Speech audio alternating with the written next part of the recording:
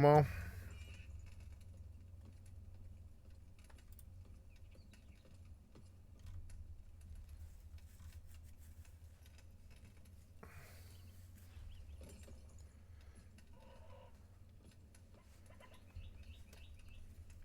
they want establishing Democrats over anybody who isn't them.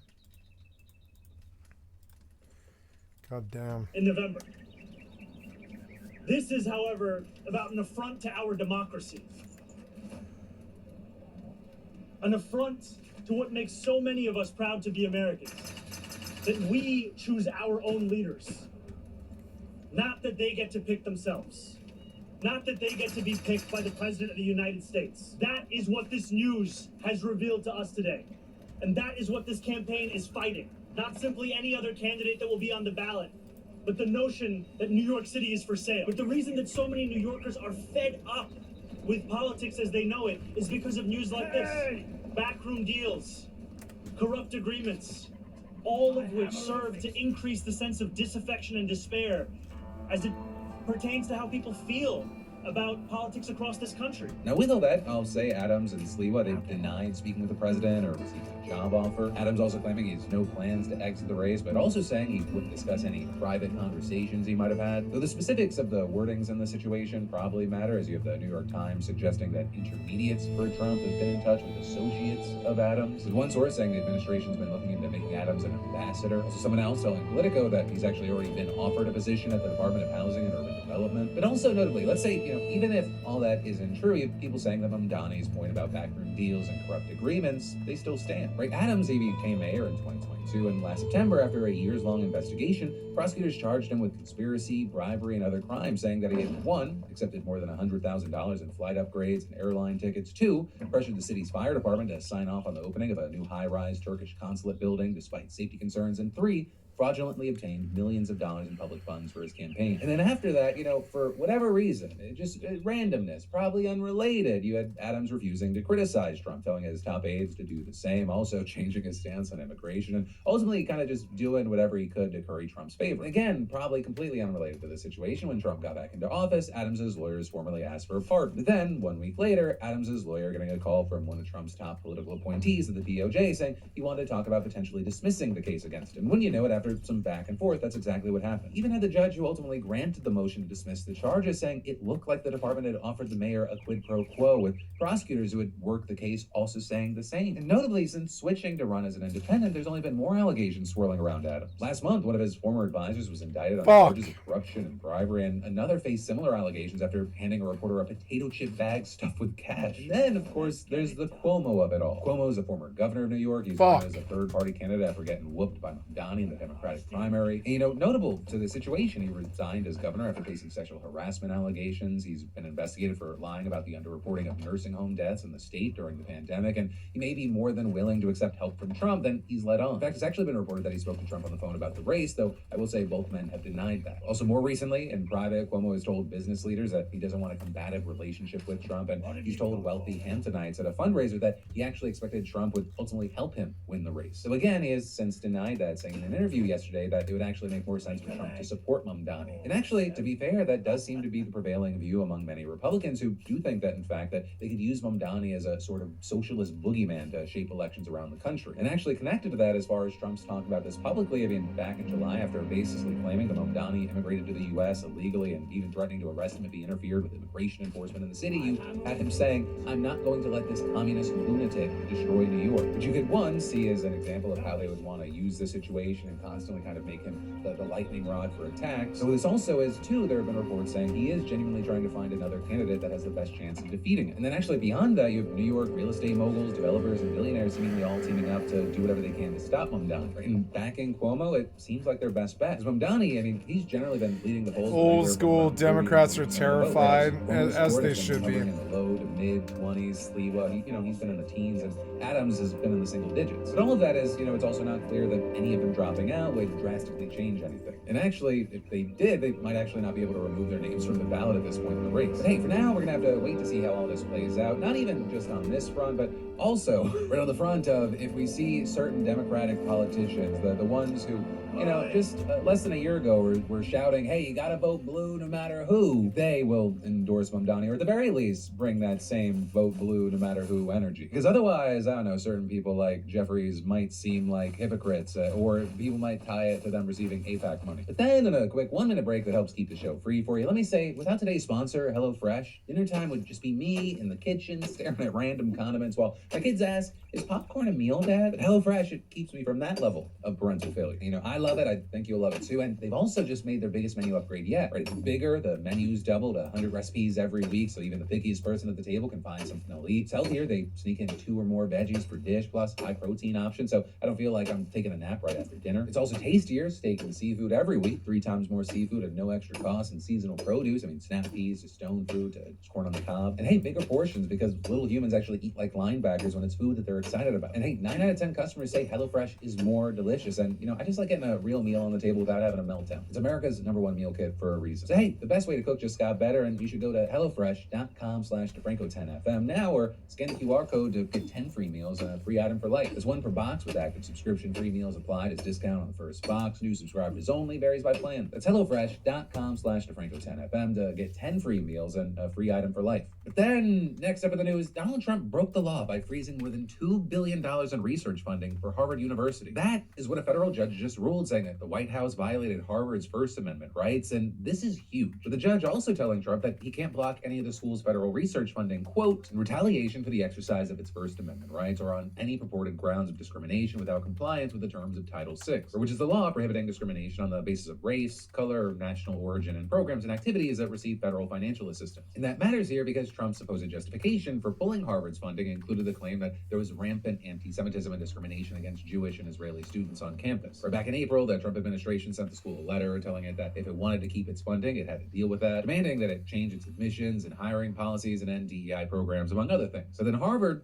they refused, and within hours, the White House announced that it would begin cutting off funding. So the school sued a week later, and since then, this lawsuit has just been one part of a much bigger battle. With Trump trying to bar international students from attending, threatening the university's accreditation and tax-exempt status, and even cutting off more funding to the school. And a huge thing is that all of this is other Ivy League universities, including Columbia, Penn, and Brown, have made deals with the White House to avoid punishment. But then with all of this, it feels very important to go back to the anti-Semitism, or at the very least, the supposed anti-Semitism of it all. Because while the judge said that Harvard has had serious issues with anti-Semitism, Trump's funding freeze, it was illegal, and a review of the administrative record makes it difficult to conclude anything other than that the defendants use anti-Semitism as a smokescreen for a targeted, ideologically motivated assault on this country's premier universities, and saying we must fight against anti-Semitism, but we equally need to protect our rights, including our right to free speech, and neither goal should nor needs to be sacrificed on the altar of the other. And adding, now it is the job of the courts to similarly step up, to act to safeguard academic freedom and freedom of speech as required by the Constitution, and to ensure that important research is not improperly subjected to arbitrary and procedurally infirm grant terminations, even if doing so risks the wrath of a government committed to its agenda no matter the cost. But then on the other side, the White House, as expected, not happy with the decision. They condemned it, and a spokesperson said Harvard does not have a constitutional right to taxpayer dollars and remains ineligible for grants in the future. Right, and then adding that the government's going to appeal what they called an egregious decision. But then next up today, let's talk about Newsmax versus Fox News. Because Newsmax just filed an antitrust lawsuit against Fox News, claiming that they engaged in, quote, an exclusionary scheme to increase and maintain its dominance in the market for U.S. right-leaning pay TV news, resulting in suppression of competition in that market that harms consumers, competition, and Newsmax. Or in other words, they're essentially arguing that Fox News has been illegally hogging the conservative news market. And as far as how, you have Newsmax claiming that Fox does this in a number of ways, including by intimidating cable, satellite, and TV providers into exclusionary contracts, and saying Fox leverages this market power to coerce distributors into not carrying or into marginalizing other right-leaning news channels, including Newsmax, and alleging that Fox will actually force distributors into unfair terms and impose financial penalties on them if they carry Newsmax and others in their standard cable packages. Right, notably, this suit was filed in Florida, and it claims that Fox's misconduct, it goes beyond just these contracts. With Newsmax saying that ever since its cable channel began, it's actually faced threats and smear tactics from Fox News, including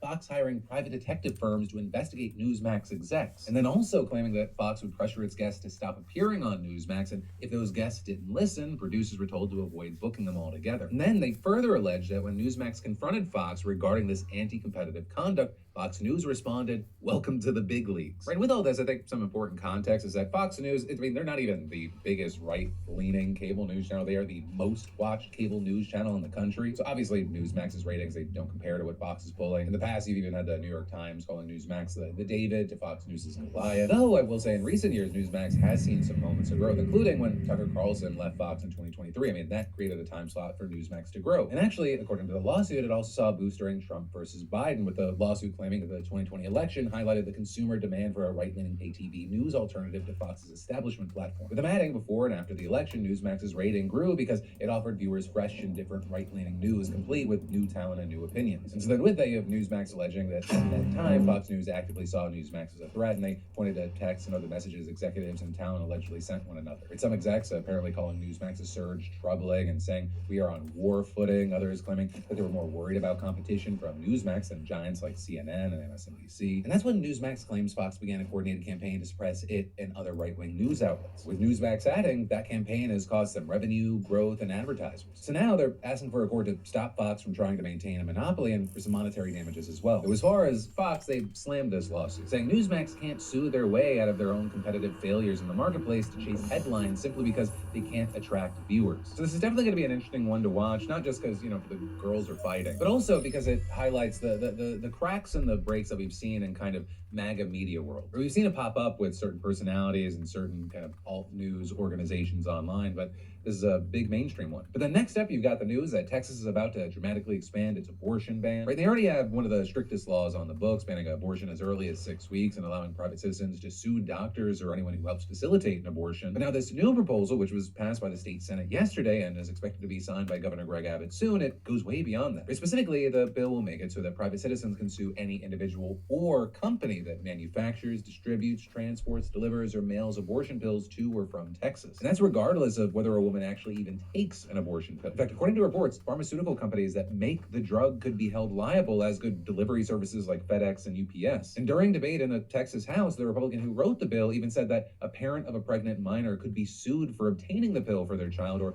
even just calling a clinic outside of Texas to ask about mail order pills. Now, notably here, like Texas's current law, women who end their pregnancies can't be sued, nor can doctors who perform abortions in emergency situations. But even if they can't sue the woman, anyone can still bring a lawsuit against facilitators, regardless of whether they have any connection to her. And also, if they're successful, the defendants would be required to pay as much as $100,000 in damages. But only the pregnant woman herself, the man who impregnated her, and direct relatives of the fetus, they would be able to get the full $100,000. Anyone else, they'd be able to pocket $10,000, the remaining $90,000 going to charity. Though there are also limited exceptions, like a man who impregnated a woman through sexual assault, he wouldn't be eligible for damages, but it's also unclear how that would be enforced. Then it looks like Sydney Sweeney's controversial Good Genes campaign has been insanely good for American Eagle. And in fact, you now have the company saying they're going to do more work with Sweeney later this year. Because while there was some backlash of people saying that it was kind of dog whistly or it was promoting eugenics, genes are passed down from parents to offspring, often determining traits like hair color, personality, and even eye color. My genes are blue. Sydney Sweeney has very genes. it appears that, some people loving it, some people hating it. Any publicity is good publicity, because American Eagle stock soared 30% as of this morning after the brand released a strong earnings report and claimed that Sweeney's campaign was largely the thing. With American Eagle CEO saying during an earnings call that because of the ads, the company experienced record-breaking new customer acquisition and brand awareness. Though it also wasn't just Sweeney. The clothes maker also said that the boost in customer awareness, engagement, and comparable sales was also driven by a new collab with Travis Kelce and the lifestyle brand True Colors. A project that also Travis very notably Kelce and was True launched Colors. one day after the news of his engagement to Taylor Swift was made public. And in fact, you had American Eagle reporting that its customer count was up more than 700,000 since the launch of the campaigns, which together have generated 40 billion impressions. And so with all that, you had the chief marketing officer telling investors, Sydney Sweeney has great genes is not going anywhere. Sydney will be part of our team as we get into the back half of the year, and we'll be introducing new elements of the campaign as we continue forward. And with that, it brings us to the end of this video. You've got even more just a click away. You have my newest podcast right here with free speech attorney Ari Cohn. We actually just finished everything up right before today's show, and we talked about the attack on the First Amendment and so much more. You can also click or tap right here to watch the newest Philip DeFranco show you haven't seen. And hey, I've even got links in the description for both of our Spotify, Apple Podcasts, YouTube, and wherever else you prefer to get filled in. Thank you for watching. I love yo faces, and I'll see you right back here on Monday.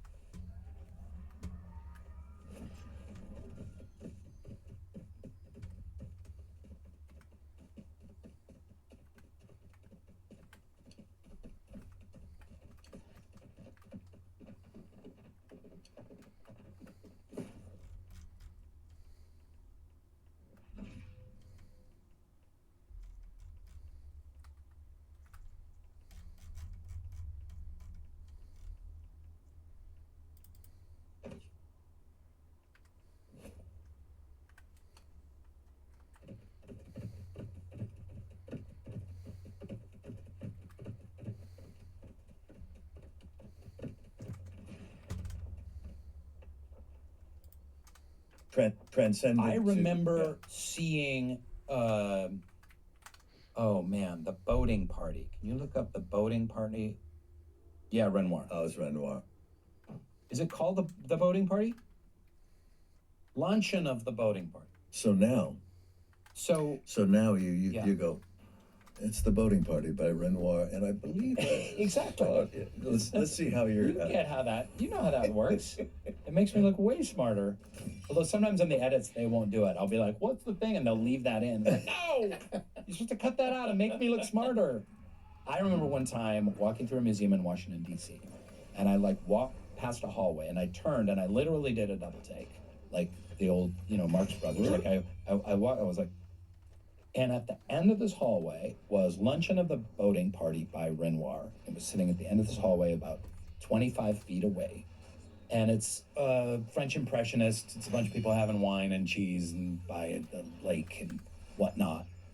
And it stopped me in my tracks. And I like to think that it was more than just the beauty of the painting itself. Like, it was luminous. It was radiant. It spoke to me. It reached out, and I was just like drawn in. It's almost like I had never seen a painting before. I was just like, oh, and I just walked down the hallway and just stood in awe of it. How can a painter take a bunch of like dabs of, oil and put it here and then make it seem like a scene, like as if you're in it. It's like a frame from a movie still. And give it dimension. And then not only that, and dimension and life and personality, every character had a personality, but then make it glow? How does light come out of a bunch of paint blobs on a canvas?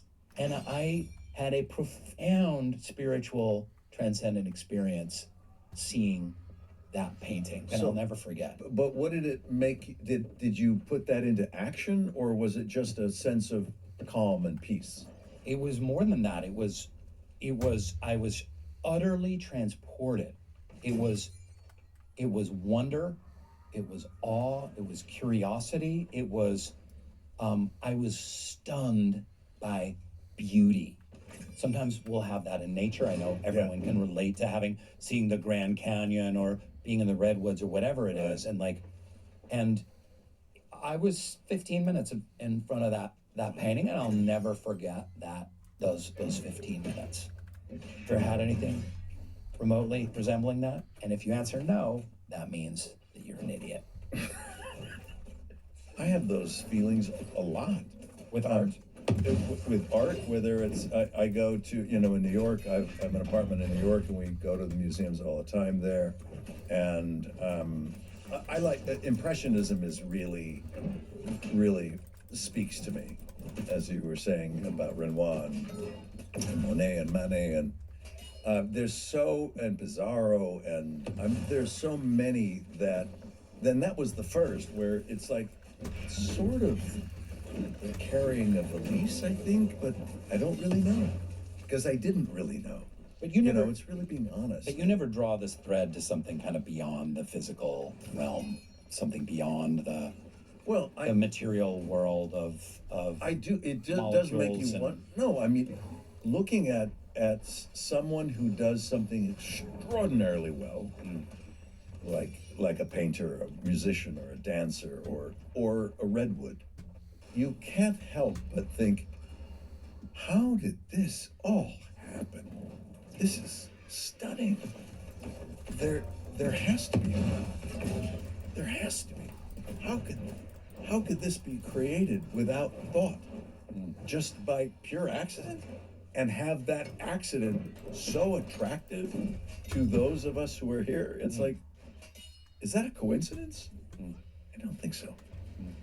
So how does your belief in this idea of God, does it impact your life at all? Does it influence you at all? I am not a religious person.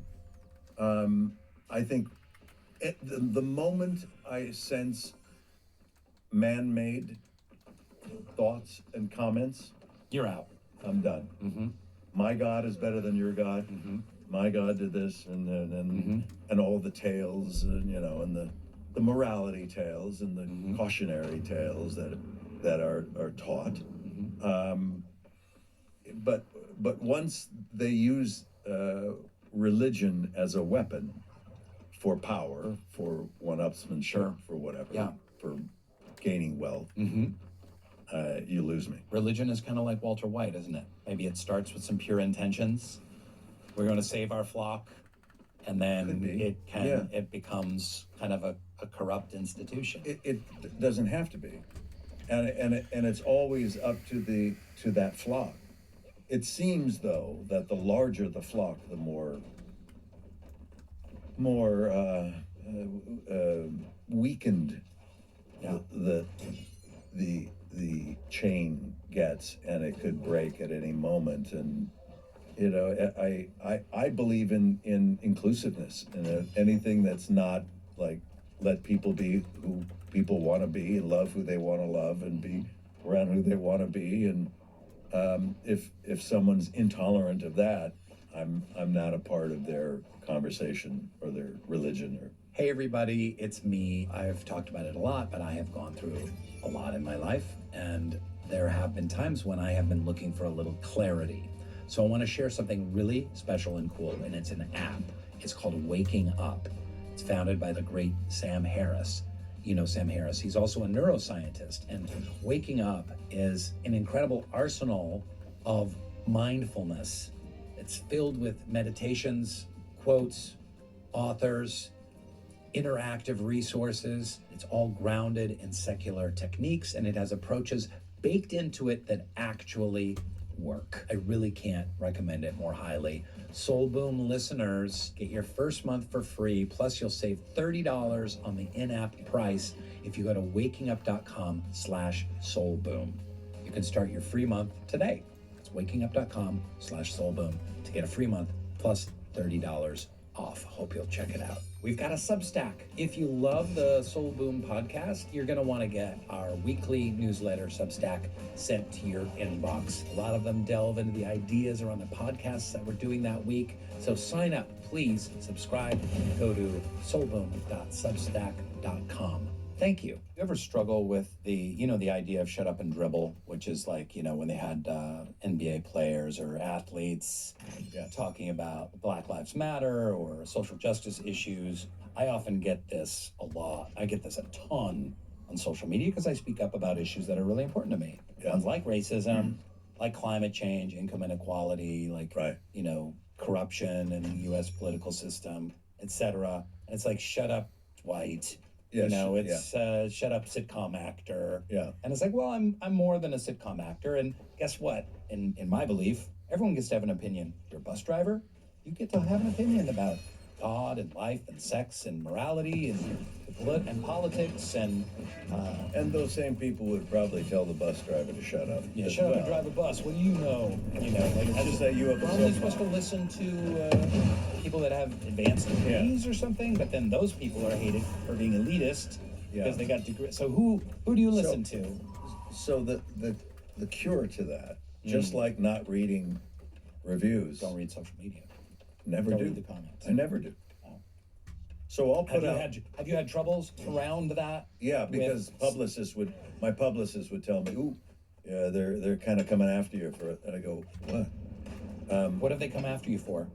I would make comments like I made a comment. I had an interview with Chris Wallace, and he was talking about race relations and things, and I said I thought that critical race theory should be taught in schools. I think it's essential that we become honest as a country and look at our race relations historically. Yeah. Unequivocal. I mean, you cannot deny that this had an immense influence on industry and banking and government and social services, real estate and jobs and then doing research to play LBJ in a play on Broadway and then a movie, doing all that research. In 1865, Emancipation Proclamation, 100 years before the Civil Rights Act of 1964. Yeah. Finally made it a law. You cannot be do this. You have to allow people to eat where they want, Right. to sleep where they To want, vote to freely. vote, Yeah. to It was a year have a before I was job. born. Yeah. It's insane Right. that it took so long. In my lifetime, my parents, I was born in 56, and we were taking a family trip to visit some relatives in Texas in, I think it was 64. I think it was 63 or 64. Mm-hmm. And Before I was born. yes, you were a child. Yes. Before I was born. Yes. Was it before? 66 born. Yeah. Oh, wow. So, okay. Yeah. So I remember my mother telling my brother and I, now listen, we're going to be in Texas, and I want to just say that if you see a water fountain, drinking fountain, that says colored, don't drink out of it. In my lifetime, Yeah. my mother is telling me this. Yeah. Of course, I was 7 or so, and I'm thinking, are you kidding? Of course I'm going to drink out of it. Is it like rainbow color? Is it flavored? Is it, the It's innocence? raspberry? Is Yeah. it innocence of a boy going, Yeah. colored? Why didn't I think? Why don't they have that in They should have California? that everywhere. I want to, it's like, yeah. But it didn't dawn on me until late. I went, oh, wait a minute. I remember my mother telling me. So it's like, we haven't come to recognize the importance and embrace our past in a way that allows us to step forward into a brighter future. And until we do, we're always. Yeah, but there's a lot of folks who think, well, the Emancipation Proclamation was 1865. Get over it. Slavery's in the distant past. Like, will you just get over it? And I've talked about it on this show before, but you're absolutely right that the reverberations went well through the 20th century and exist to this day. I don't know about critical race theory specifically, which has become this kind of straw man, boogeyman, and it's a very specific way of teaching race inequality on a graduate level to a certain set of people, but it's become this kind of, like I say, this kind of boogeyman. But to teach America the reality of the fact that we stole this land from a whole bunch of people that were living here before us, and then we imported millions of people that didn't want to be brought here to do all the work to build this great nation. That's just part of our reality, and we live with that right now. And what are we going to do to rectify it? How do we learn from the past, not repeat it, and seek to create ever greater ripples of justice? The first step is to acknowledge. Yeah. How far. So that what do you can say take to a white guy who's like, well, it's not my fault. I didn't have slaves. But white people did, and it's our country. And that's the thing. You have to, if you take pride in your country, you can't look at your country as the greatest ever when it has this severe bruise on it and will always wear that scar. And that scar will never heal unless we start to say, wow, what did we do? Can you imagine the comments that are popping up right now as people are listening to this conversation? No, I don't know. And that's okay. Yeah. They may not read mine, and that's okay too. And people are entitled to disagree. And if they think that... Well, that's the most important thing, is to be able to disagree without being disagreeable. And we've lost that. Arthur Brooks talks about, how do we disagree better? And we just learn to disagree better. Yeah. And unfortunately, social media has become this like toxic, kerosene-infused way of disagreeing, where I hate to use the word civility. We always come back to the word civility, but just decent humanity is stripped of the discourse, because you would never say to a person face to face what you say to them in the comment section on YouTube or on Twitter. Yeah. The bravery of anonymity. Mm-hmm. It's like, Keyboard warriors. Oh boy. Yeah. That's that. I find it. I find mostly social media to be detrimental in a sense. There's tremendous power in new technology, but it's a tool, and just like television is a tool, and a hammer is a tool. There's nothing better than a hammer driving a nail into a piece of wood. But if I take that hammer and hit you over the head, I've misused the tool. So don't misuse television. Don't just have it on and watch whatever. You're misusing the tool. Stop binge watching our shows, Stop people. it. Enough already. And the same thing with the smartphone. It's a brilliant tool. It's incredible. Incredible. I got Spotify. I can listen to any song that's ever been written. I've got Google Maps. I can get directions to anywhere on the planet. It's unbelievable. And it's in this microcomputer in my pocket. Yeah, and it's your Rolodex. It's your phone. It's your camera. It's your compass. It's your calculator. It's your memo taking. It's your book. It's everything. It's everything. And we are so addicted to it. I'm so addicted to my phone, Brian. What do I do? Well, there's panic when you leave the house and you don't have you left it. The house and you go, oh my god, and literally your hands do this over your pockets like every 3 minutes. Oh my god, what happened to my phone? What happened to my phone? And then you realize I can't call the person I'm supposed to meet because I don't know their phone number. Yeah. How do I? I know my wife's phone number. That's about it. I know your wife's phone number. Yes, that's about it. Those two. Who is your favorite actor on The Office? He doesn't like The Office. Maybe Creed. Or Brian, thank you so much for coming on Soul Boom. It's been fun. You are my hero, and I love your work so much, and the fact that we have our feeble connection means so much to me. It's not a feeble connection. Oh, it's a lovely connection. I got that picture I sent of you sitting on my lap. Sitting on your lap. Yeah. We should show that. Let's show that. That's a cute Put one. that up there. It's good. And then we got to work together on Jerry and Marge Goes Large. And Jerry and Marge Go Large was actually a really fine film. I love that film, and I think it shows America in exactly the light that America needs to be shown. It was kind of, it's wholesome and funny and edgy at the same time. Yeah, it's great. Jerry and Marge Go Large. Check it out at Paramount Plus. A Life in Parts by Bryan Cranston, handsome devil, star of Loving. How many episodes did you do of Loving? 2 years. I don't know. Yeah, I have no idea. They do 5 days a week. Yeah. That's nuts. Terrific book, amazing stories. And what are you working on now? What's coming out soon? What do you got cooking? You're always working. There's always something happening. I'm writing a sequel to a movie that I did, so that's. Come on, I can't really talk about that too much. But I did a cameo in a Seth Rogen show called The Studio, which will come out in January or February or something, where I play a mogul of a film studio, like fun. a Robert Evans kind of character. And that's fun, crazy fun. So I constantly look for ways to.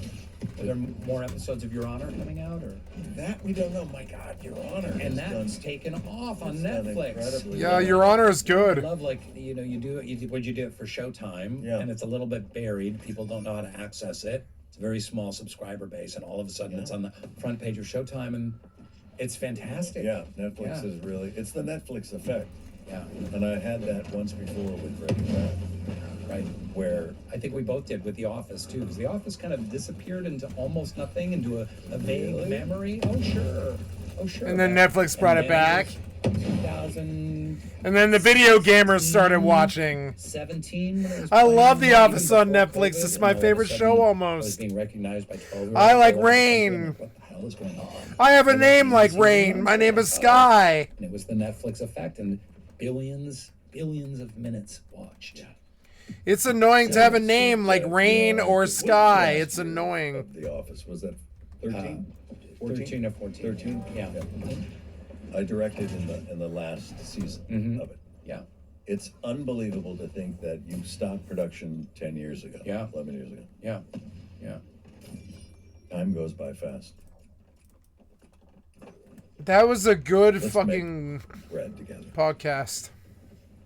I don't trust you. I would never eat I a may- piece I of may bread that feed you you. bake Come on, you know. again. You know why I said Otto? Otto was my grandfather, and he was a baker. No way. Yeah. And he killed several people. That with was a his total poisoned lie. bread. Get out of here. Cut. Thank you. He killed several The Soul people Boom with his Podcast. crazy bread. Subscribe now on YouTube, Spotify, Apple Podcasts, and wherever else you get your stupid podcasts.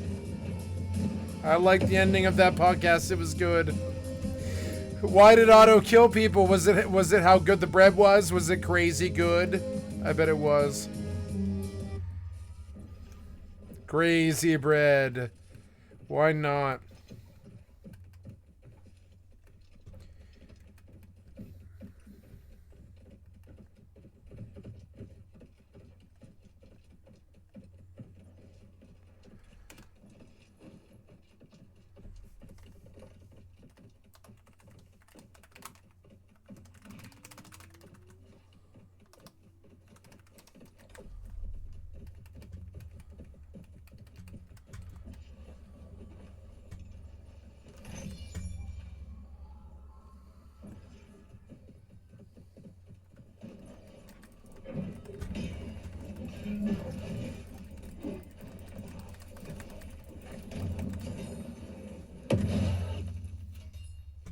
Fucking annoying. What the fuck killed me?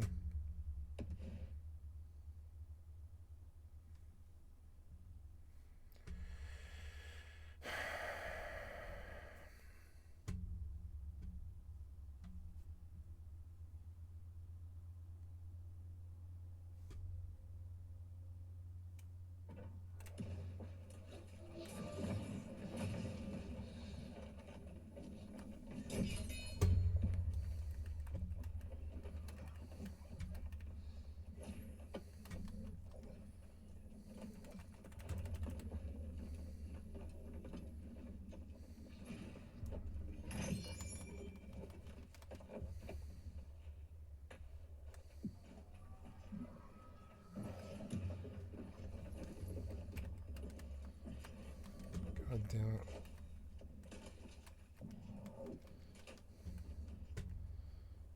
It was good to get a CK. I hope I got rep out of this. I should have done a rep bonus thing.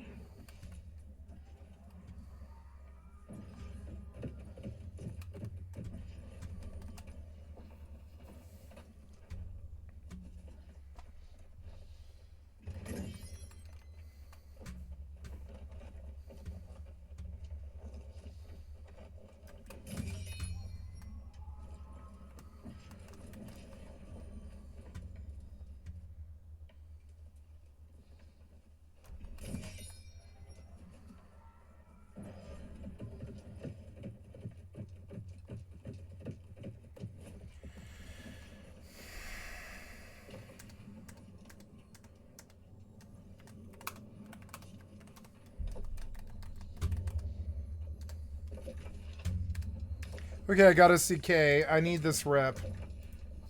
Yeah, I need Cutlass Keys rep. What am I at standing gain? Look, Every CK run is like 1/20th of a bar or something. Is so shitty.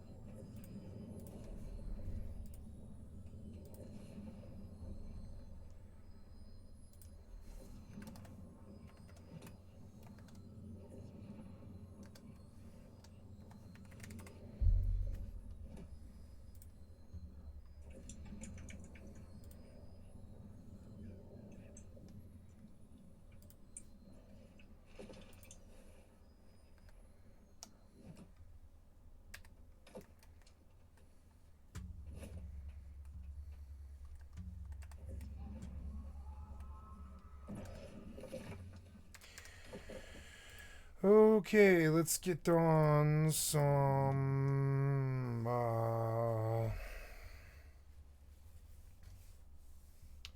Fallout 76. I'll go and look and see if I can catch an event.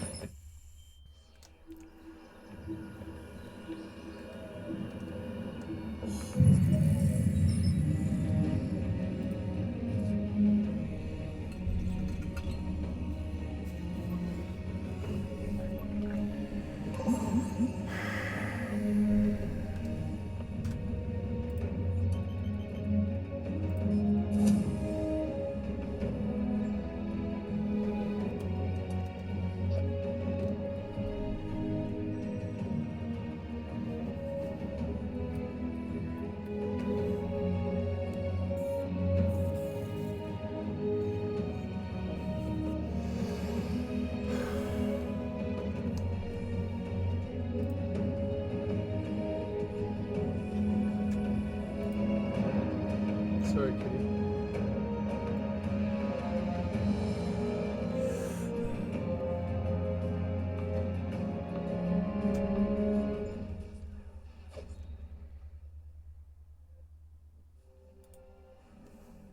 If you told me 9 years ago that we'd still be playing No Man's Sky today, I'd probably think you were joking. Yet here we are, over 30 free updates later, and it's still pumping out content. And every year, without fail, the builds that fans create get even crazier. From auto-assembling robots to orbital dreadnoughts, all the way to possibly most ambitious player city I have ever seen. And not only are we going to check all of that today, but I'm beyond excited to also say this video has been sponsored by Hello Games themselves. So totally check the links down below if you want to show your support, and let's dive right in. Coming up first, after the Stargazer Dreadnought that we covered more than 3 years ago, I thought it would be impossible to find another orbital base quite like it. Yet here we are, and we actually get one that I would say is even more ambitious and probably the most ambitious public build we have access to right now, the DCS Naze. Now this is going to be a Euclid Galaxy build, so it's much easier to reach. However, it's on a much bigger scale than the previous one. Obviously, the base is much bigger, there are many more rooms. I also have to give praises to the very creative way of using everyday base parts to give the outer shell a lot more detail. Like you will see a lot of these containers and other objects giving in a lot more detail, even silos as rocket launchers, so that looks really nice. The front part even has a laser beam that's kind of fully functional. You can obviously activate the trapdoors and kind of have that all open, but obviously it's not going to shoot since the parts over here are used for something else.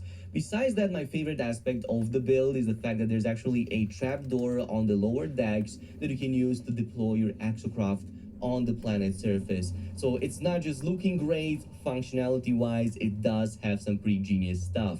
Now, if the first base was all about functionality, this second one is just for the show. So this, ladies and gents, is the Sentinel Walker, and this has only one purpose: to be the coolest landing pad you have ever seen. Basically, what this is a walker, a mechanized robot that has a landing pad on its neck, so when you land with your ship, it's going to look like as if it's currently assembling in real time. Now, obviously, this has been designed with the Interceptor aesthetic in mind, which is why Interceptor ships work the best, once again proving that Interceptors are the coolest ships in No Man's Sky. However, the more complex the Interceptor is, the cooler the final build is also going to be. Besides the fact that there are various moving parts over here taken advantage of, such as, for example, these two extractors on the side of the chest near the shoulders that kind of make it look like there are engine parts moving in real time. Besides a few others, but personally, if all of my landing pads look like this, I would probably never leave my base.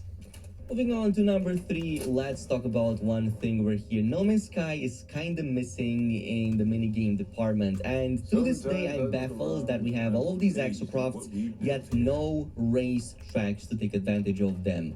However, there is one user who took it upon themselves to go ahead and address just that. And QN Pbags005, which I believe is the top builder when it comes to racetracks in No Man's Sky. There are pretty much 15 or more of these racetracks created by this builder, but unfortunately the majority of them are private, and for good reason. When lots of folks come in and place their own bases, this kind of overrides all their bases, so it tends to ruin the fun for everybody. But I was able to find one of the builds from a year ago or so, and even this, being on a smaller scale, still looked really well made. I had a ton of fun in it. You kind of have two options when it comes to exocrafts.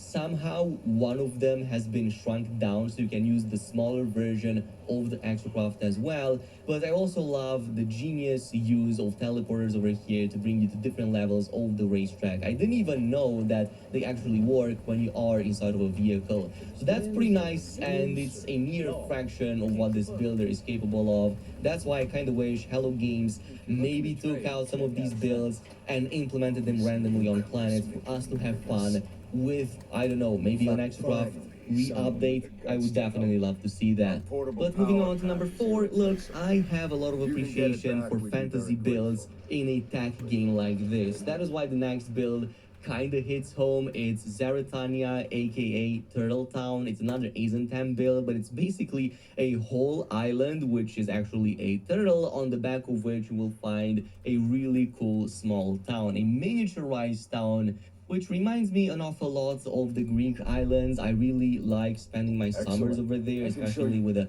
white buildings and the blue rooftops. But specifically here, what I appreciate is the attention to detail and the love put into every corner of the place. So you will see that every single building, even the ones you cannot enter in yourself, will have NPCs inside, or rooms that are fully decorated, kitchens, offices, and so on and so forth. So definitely just showcasing that there has been a lot of love putting into this craft, which is why this whole setup gets a high mark from me. What the heck is it? Now, moving on to number 5, obviously this will not be a proper base tour without involving some kind of orbital space station. And of course, we have one over here called Itari Colony in the Hilbert dimension. So it's a bit further away, but I will have to say, I am in love with the aesthetic. It kind of gives me some Borderlands vibes over there, but once you're on the ground level and just exploring, it kind of turns into this smaller scale cyberpunk city. So I would say actually it's a combination of both of those,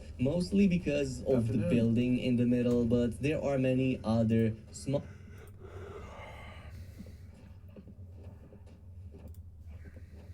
Hello everyone, and welcome to another Fireside Chat. It has been a good long while since we've been able to give you any updates on the state of Light No Fire, and today we actually have some news to discuss regarding this game. Now, this isn't breaking news. This isn't going to be the release date type of news that we're all hungry for, but at least Sean Murray himself is talking about it and I want to highlight what he said and all of that, so that if nothing else, we can keep the conversation around Light No Fire moving and grooving. So this kicks off with a tweet from PC Gamer. Sean Murray says the middle-sized planet of Light No Fire is going to have real oceans. The players will need large boats and crews to cross. And just like clockwork, anytime in this game or anything regarding Light No Fire, and also No Man's Sky gets discussed, you get a couple of people coming out of the woodworks to throw shade. Rightfully so. The person's name Shade. He says, this dude edited again, lying before the game comes out. Dead emoji. I have to say, an honest question, especially for anybody who's really into the No Man's Sky. Like, I've played it. I really liked it. I was quite impressed. I never felt lied to with Sean Murray. But general question, how many free updates does Hello Games and Sean Murray need to produce to have some form of, I don't know, like legitimacy of like this in regards? Again, I yeah, don't ever feel he has like a top it console like, game, but guys, you still don't think he's legit. You gotta let it go. It's imposter. It is. Back. It's like imposter syndrome. It's weird. It's like there's self-imposed imposter syndrome. They can't accept that you're a streamer. They can't accept that No Man's Sky is a game that's been on the console since almost the 360 era, almost like the beginning of the PS4. Like, they can't accept that this guy's real. It's weird. Like, anyway, that's just... Now, I think of No Man's Sky as a console game, and it's hard for me to get over those old biases, because I'm like, how good could a game be if it's on a console? But, you know, those are old biases. They don't mean anything. Like, I'm wrong about them. I'm open-minded. I know No Man's Sky is a good game. Minor rant. I just wanted to bring that up to y'all. All right, let's dive into the article. And just like the tweet, the article obviously is Sean Murray talking about Life-Size Planet, Real Oceans, all full life-size, the full, true, open world, as he said when he announced it. But diving into it, the article states that the No Man's Sky Voyagers update means players can now actually build custom starships for the first time. These ships are big enough for several crew members to allow players to get up and walk around inside their ships. Essentially, they're flying bases which can be edited and customized even while you travel between planets. They figured out finally after 10 years that base building is good. To life. Going on to say the technical challenges that they have had to overcome to make any of this possible has been immense. This has been an amount of every part of the game that has had to be reworked to accommodate these relative spaces. Murray said in the email that he obviously sent to PC Gamer. Then going on and conclude, much of the technology that they're actually introducing with Voyagers is shared with our next game, Light No Fire, which is a truly open world, a shared Earth-sized planet with real oceans to traverse, needing large boats and crews. We love that we get to share this technology with the players early. And this echoes what I've been saying about this game, and especially with the No Man's Sky, game development. Every time Sean Murray starts to tease something, everybody who is in this waiting room for Light No Fire is sitting around going like, is he teasing that he's going to talk more about Light No Fire? And every time that has not come to pass. In fact, it's been over a year and a half since we've seen the trailer. And again, smaller dev teams, which I think that's where the industry overall is going, but that's another topic that we don't need to explore in this video. But smaller teams with a hyper focus in getting things done. As the game gets closer, I'm sure that team might scale up and they might add more resources to it. But this in and of itself, what they've showed off already has me excited. This is already something that is truly interesting. And over the last year and a half, the things that they've been bringing in to No Man's Sky, it's a clear reflection of the engine and the features that they're working to build. And honestly, I think it's the smartest thing. Both games can benefit. I think in a way that we're going to find more connection between both games than differences. But obviously, No Man's Sky and Light No Fire are going to have, I guess, either maybe different whole communities that are really kind of attached. It's going to be interesting to see. That's one thing I'm going to be looking out for, namely because I tend to gravitate more to the fantasy style video games, and that's what Light No Fire delivers to me, where No Man's Sky has that more sci-fi aesthetic, which honestly, impressive game. Really happy I got to play it, and hopefully I'll get to play it some more if there ever becomes a time where I have more time than I have. Anyway, if you've been a fan of the channel, you know why. Listen to the loser talk. If there's ever a time I have more time in some weird reality. Life is great. Yeah, and that's where we're going to end it. I will say that if you guys made it all the way to this video, Thank you so much. There is a new feature that YouTube's using. It's called fan or hype, something like that. So if you have that button and you want to hype the video, cool. Thank you so much for that. You only get like so many a week. So regardless if you use it here, be sure to go and hype up some videos of some creators and things like that that you enjoy, because I'm assuming it's going to greatly help them. I don't see a hype key at all. Anyway, thanks so much for being here. Hopefully you enjoyed the video. Hopefully I'll see you next time. But until then, take care.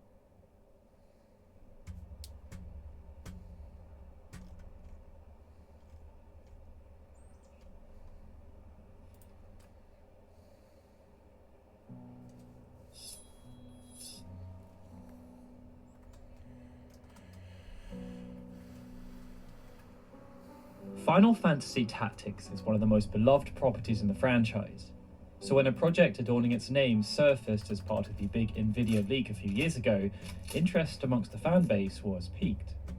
That interest was then further piqued following the huge success that was Tactics Ogre Reborn, as it allowed players to dream about how Square Enix may adopt a similar approach for Final Fantasy Tactics, should, of course, such a project ever come to fruition.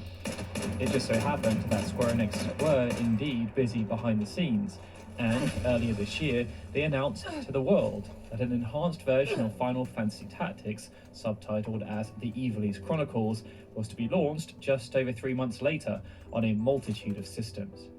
Since then, Square Enix has released a ton of information about this new version of the game, but there's nothing quite like going hands-on, and we were granted the opportunity to do just that at a recent play session, where we got to check out various aspects of the game, starting with the pivotal encounter at the Orban Monastery. They better do full voice. A much more involved encounter at Zakil Falls.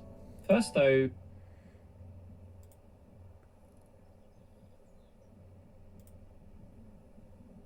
will Final Fantasy Tactics Ivalice Chronicles have full voice?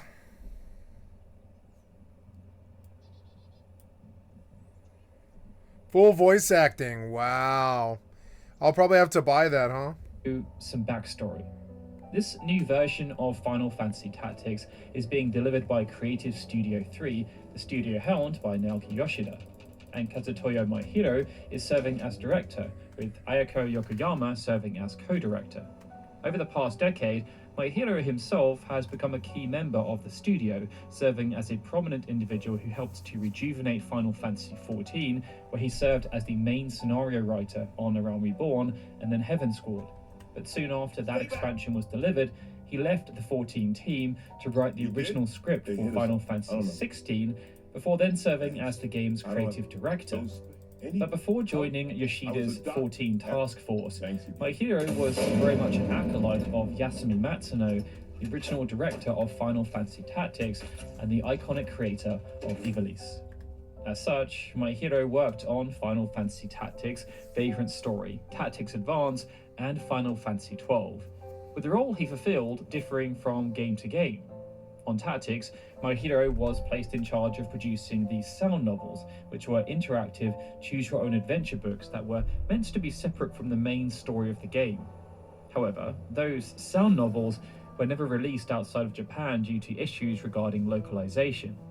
After this, he fulfilled numerous roles as part of Matsuno's core team, ranging from a quest planner on Tactics Advance through to being part of Hiroyuki Ito's team on Final Fantasy XII, where he served as a battle system designer. That's all to say that Maihiro-san is a very versatile and talented individual, and as an original member of the Tactics team, he was seen as the ideal candidate to bring such a classic game into the modern era. The approach taken is hard to classify, as there are two modes available: Classic mode, which is a more faithful remaster of the original PlayStation version, and then Enhanced mode, which features an experience that's more akin to recent deluxe remasters, offering upgrades to graphics and user interface. Yeah, that's what I want. While augmenting with voice acting and other quality of life features, some of which have been pulled over from Final I Fantasy forget the 16. whole Evilise story It's in been a pretty Tactics. big It's been and it's not 20 been years. without I don't challenges. remember it all. Due to numerous versions of Final Fantasy Tactics existing, the developers thought long and hard about which version they wanted to resurface. In the end, they opted to use the original PlayStation version as a base, no doubt because it was the version that sold the most copies across Japan and North America, and is therefore the one that the largest portion of the player base had the strongest nostalgic feelings towards. The only problem they faced was that the source code for that original PlayStation version no longer exists, so the entire game had to be rebuilt from the ground up. This did, however, make producing the two separate modes a more streamlined process, and it meant they were able to implement quality of life enhancements to the classic version, such as incorporating the War of the Lions script, with a higher degree of efficiency, as both the classic and enhanced versions of the game have the same core base. But this decision has not come without consequences. Even though the War of the Lions script has been used for the classic version, the rest of the content remains faithful to the original PlayStation release. This means all of the other War of the Lions content, including Balthier and Lucy, got as excluded. well as the additional jobs and side quests that incorporated characters like Agrius Oaks, have been cut.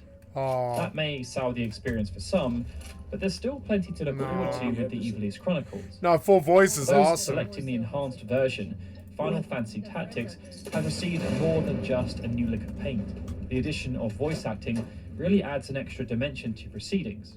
The War of the Lions version did, of course, also contain voice acting, but it was only used in specific scenes, and only a handful of characters were therefore voiced. This time, a concerted effort has been placed around voicing every character of note. Even the likes of Master Darlavon, a professor at the Garaland Royal Military Academy, who serves as a de facto guide for new players, receives some lines should players choose to interact with the tutorial section to learn more about how to make use of the game's various mechanics and nuances. Due to the nature of this undertaking, the new and enhanced version of Final Fantasy Tactics will not use the War of the Lions script verbatim. The core spine is still there, but subtle differences have been introduced to either help the script flow a bit better, owing to the transition from written word to spoken word, or to try and help the very dense scenario make a bit more sense. This has seen small pieces of exposition inserted into specific points of narration, or through tweaks to certain lines of dialogue. For example, right at the start of Chapter 1, some context is given to the player as to what's happening in the Kingdom of Evilise. The idea is to help set the stage, so that there is some context for the world the players are now experiencing through the eyes of Ramza Beolv. In the War of the Lions version, the initial narration highlighted the 50 Years' War as a way of explaining how and why the Corpse Brigade came to exist. But in the Evilise Chronicles' enhanced script, additional exposition is offered. Instead of requiring the player to assume, it clearly states the consequences of how the 50 Years' War concluded, noting that Evilise was forced to pay enormous reparations and cede swaths of land over to the Kingdom of Aldalia as part of the terms that ended the war. This serves as one tiny example, but during our short playthrough there were many more littered throughout. And given we've just published a 4-hour retelling of the entire story of Tactics, which, if you're a returning veteran of the original, we'd very much recommend you watch in preparation for diving back in again, these small touches were really great to see, and they make a huge difference. Alongside this, lore enthusiasts will also be pleased to hear that a detailed encyclopedia will be present, containing information about every single person of significance, as well as the important nations that surround Evilise and its own regions. In addition to this, one of the rather nice features from Final Fantasy XVI, dubbed the State of the Realm, has also been ported over, allowing players to learn about various happenings as well as the people involved and their stakes in whatever action is being described based on a chronological timeline. Given how detailed everything is within this world, these kinds of additions are pretty incredible, as the story of Tactics is one where tiny details can have significant implications on how the entire scenario is interpreted. Being able to dive in via the game itself is therefore much appreciated. During that initial conflict at the Orban Monastery, many of these changes were apparent. The voice acting added flavour without being intrusive, due to it being down to the player how quick or slow they want sequences to progress. And as it's only possible to control Ramzo in this sequence, it was much easier to take in all the visual and mechanical enhancements. It's clear almost immediately that everything looks much cleaner, and this relates to the characters themselves, but also the environments and of course the improved user interface. Turn order, which was previously hidden within a menu, is now clearly visible, and it's possible to dive deep into individual characters mid-battle to check out their level, job and equipment with relative ease. For those who like to get into the details, the way everything is presented makes the experience intuitive and enjoyable. And when additional perspectives of the battle scene are thrown in, such as a bird's eye viewpoint and grid overlay, and the ability to have a much deeper view on things like party setup before venturing into the encounter, it makes strategic planning much more intuitive and engaging. Needless to say, considering how long fans have been waiting for Final Fantasy Tactics to receive an updated home console port of the original game, all of these improvements are very welcome. And as the developers divulge more and more, the package only seems to get sweeter. For example, those sound novels we mentioned earlier, which were written by My Hero-san, that have always been exclusive to Japan, well, they are now being localized in an official capacity into every major language. That's all we've got for now though, but fret not, over the next month we have plenty of Tactics content in store for all of you, including a deep dive into the individual aspects of the Ivalice Chronicles that we're specifically excited for, a more granular look at all the major changes between this version and the previous releases of the game, and some guides that will hopefully help you to get to grips with this masterful strategy role-playing game. So be sure to subscribe and let us know in the comments how excited you are for the game's upcoming release and which platform you're intending to purchase on. Alright everyone, with that, this is Daryl signing out. As always, I'd like to give a big thank you to all of our Patreon and YouTube membership supporters, especially Benjamin Snow, Christopher Gardner, Clever Chavez, EXPROQuad on YouTube, Frederick Forrest, Gregory and Stephen, who are super special Onion Knight supporters, and of course, a big thank you to everyone for watching this video. I'll see you all again soon for more Final Fantasy goodness.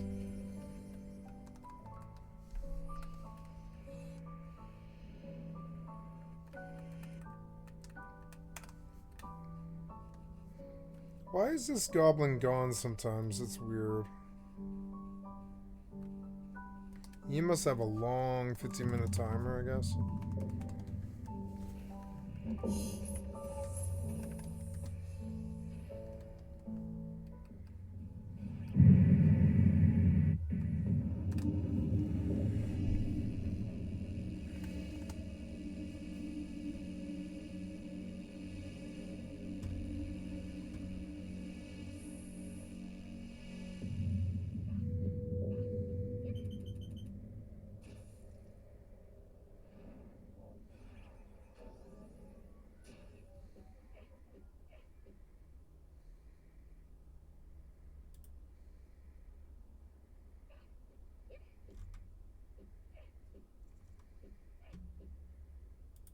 At the beginning of the 32-bit Final Fantasy IP and maintain momentum against themselves and their competitors, they needed to make sure their games were being released as fast as they could without there being any kind of drop in quality.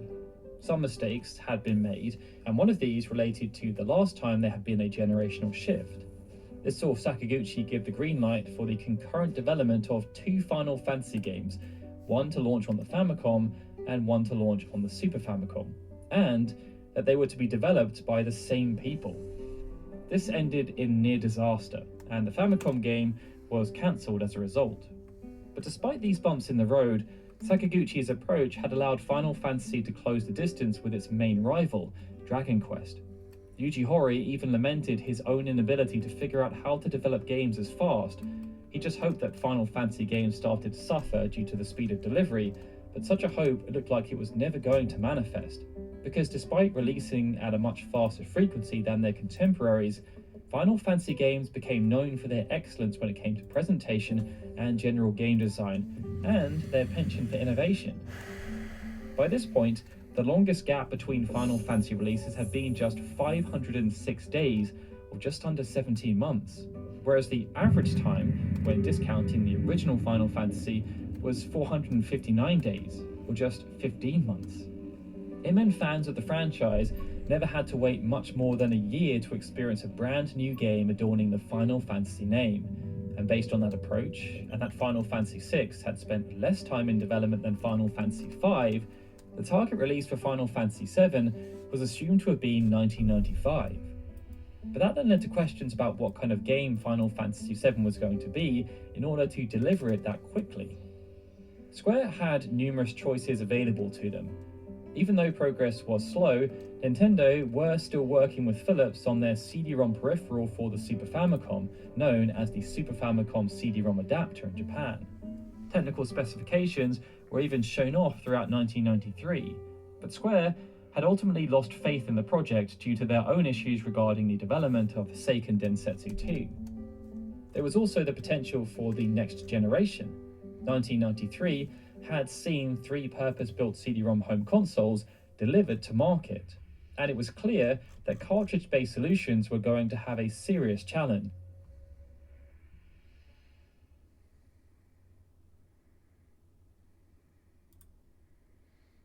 Nightingale's first massive update, The Realms Rebuilt, just went live. And in my video yesterday, I shared what I think are the 10 biggest things to look forward to.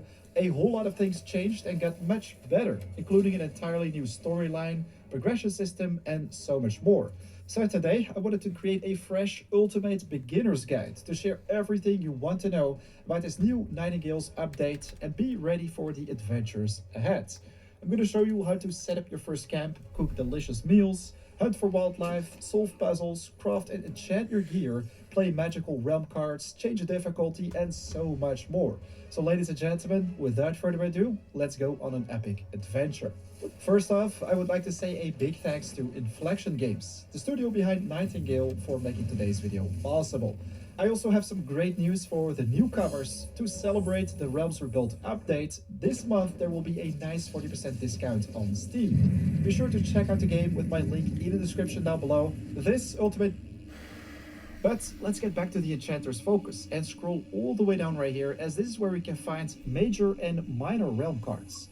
The first one right here is the address card. This card can be used to open up a realm where this card was crafted. Guys, in Nightingale, very interesting, you can have randomly generated worlds. This one is a fixed tutorial world, but if, for example, you craft this one in a specific world or biome you came across during your adventures, use that card, you can get back to it. The card system is very interesting, but we're going to talk more about this in in-depth guides for future videos. But let's get to the minor realm cards. So right here we have the Angler card. This one can be played to improve your fishing skill and yield, while we have plenty more, like the Treasury card. Play this one to increase the chance of finding more essence. Explorer card allows you to travel more quickly, improve your resistances while it reduces the damage you deal. Forsworn Skies, this one is uninviting, doesn't come with more information, so I want to play it. Might card increases your strength and maximum weight at the cost of tools and clothing's durability. So most of the times there are bonuses and setbacks for all these cards. Play this card to seek a realm where the sun never sets. Also pretty interesting, as right now we have pitch black darkness around us. Let's extinguish this one right here. And you know what? Use the return to the crossways instead of travel to respite. This is a secondary quick travel you can always use without cooldown to get to those crossways, which is basically the portal hub in Nightingale. Right now, we also have access to the Realmic Transmuter, and we can start playing cards. These, though, all minor cards. For major cards, you want to open up new portals, which you can do at those places. But let's go back to the minor cards. Utopia, play this one to seek a realm where the sun never sets. Apply. If we do that, it's gonna take some time to charge up. But after some time, bam, there we have the sun, so you don't have to worry about the darkness and all the evil that it comes with. The Forsworn card decreases stealth and the sky will be enraged. There we have the feast card with also those nice bonuses. The season will be spring, so all this can be very interesting for your playstyle or the type of exploration you want to focus on in your next realm. One final tip for you guys: if you interact with your batch roll, you can not only rest but also change the difficulty with only one click. Resting can be very interesting to quickly process resources inside the camp. Works similar like Valheim, but if you're struggling with the game, put it on a lower difficulty or go for the absolute nightmare mode. If you're playing multiplayer, your friends will get a prompt, they have to accept these changes. While right now, if we rest to evening, you can see that the card which we've played will still make it daytime. Sweet. But that, ladies and gentlemen, is pretty much everything you need to know about Nightingale to be ready for this epic journey. If you enjoyed the content and find all these tips and tricks helpful, would be amazing. If you can spare 1 second of your time, hit that like button, and of course, share your thoughts, questions, and of course, video suggestions for the game in the comments down below. Again, a big thanks to Inflection Games for making today's video possible. If you want to know more about it, be sure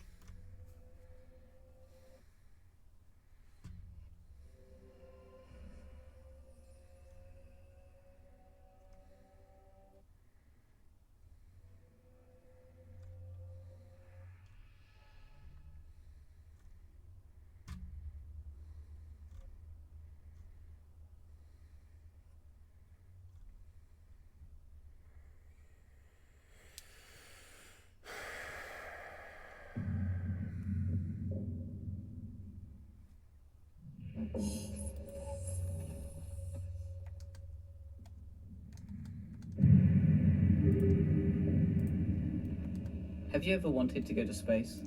Venturing into the unknown, exploring worlds that exist in ways you could never imagine, finding lost relics belonging to civilizations long past, and exploring the nature of entirely new ecosystems. Maybe, just maybe, you'll meet people like you, and you might eventually make a home for yourself in the stars. This near-infinite expanse of mystery is ripe for discoveries and tales that range from the mundane to the wondrous. While we have yet to truly experience the limits of this wonder in reality, media has gone wild with speculation. Movies tell the grand tales of those venturing into this world, or use galaxy-spanning civilizations as a backdrop for an epic tale of adventure.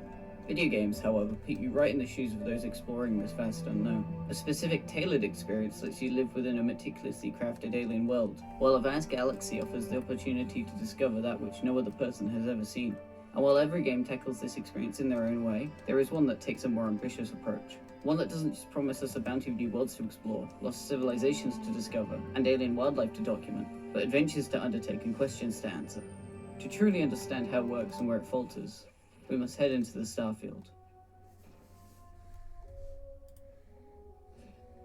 If you've played a Bethesda game, you'll understand how Starfield works. You get a quest, you do the quest, and you check out the sites along the way. There is, of course, the new stuff. Ship customization, settlement building, space battles, thousands of worlds to explore, new game plus. There's more, but you get the drift. The game feels a lot like Bethesda's other games, especially Fallout 4 and Skyrim, and doesn't shy away from the accompanying jankiness we know and love/hate. At least most of the bugs aren't detrimental to progression, unlike some games.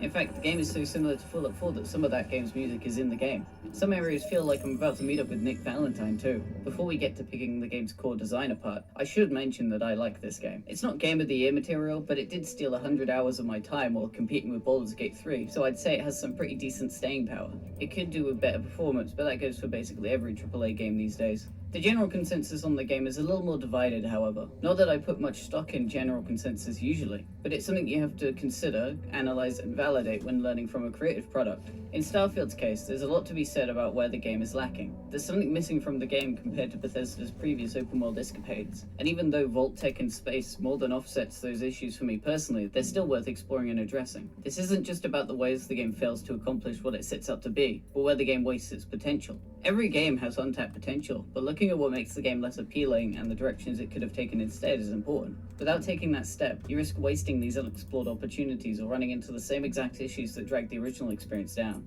There are three fundamental pillars of Starfield's design which have flaws that need addressing, and put together these flaws leave cracks in an otherwise tried and tested game experience. The game does fall short in other, more specific and tangible areas, but these fundamentals are the heart of the game, and the flaws in their design and execution are what risks breaking the game's core appeal completely. To start understanding where these issues lie, we first need to look at what sets the game apart from its predecessors, and that is the one big difference that gives Starfield's world an extra dimension. How do you make sure the player finds the interesting parts of a game's world? Bethesda has a good track record when it comes to directing players, especially in their more recent games. Skyrim is a great example of a way a player can be encouraged to go in all the right directions through the use of quests and landmarks. To show you what I mean, here's what the game offers you when you first enter the open world. Join the Imperial Legion, maybe if my career as a Dragon Slayer doesn't pan out. Well, I'm definitely heading over there. Nice cabin. And a nice old lady to go with it. I wonder what's inside. I hope she doesn't mind if I check out her basement. A coven? That doesn't sound good. Maybe I should leave.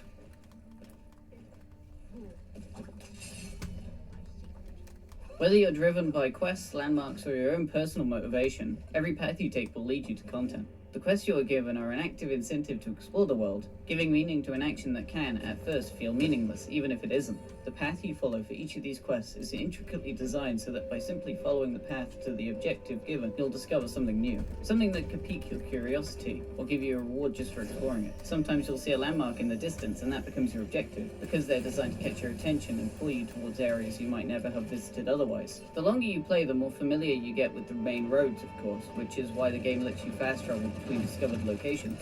That way you're venturing into new areas more often than not. Many other open world games also use this structure, such as Horizon and Cyberpunk 2077, because it's a tried and tested way to get the player to explore. Even games designed to give players complete freedom.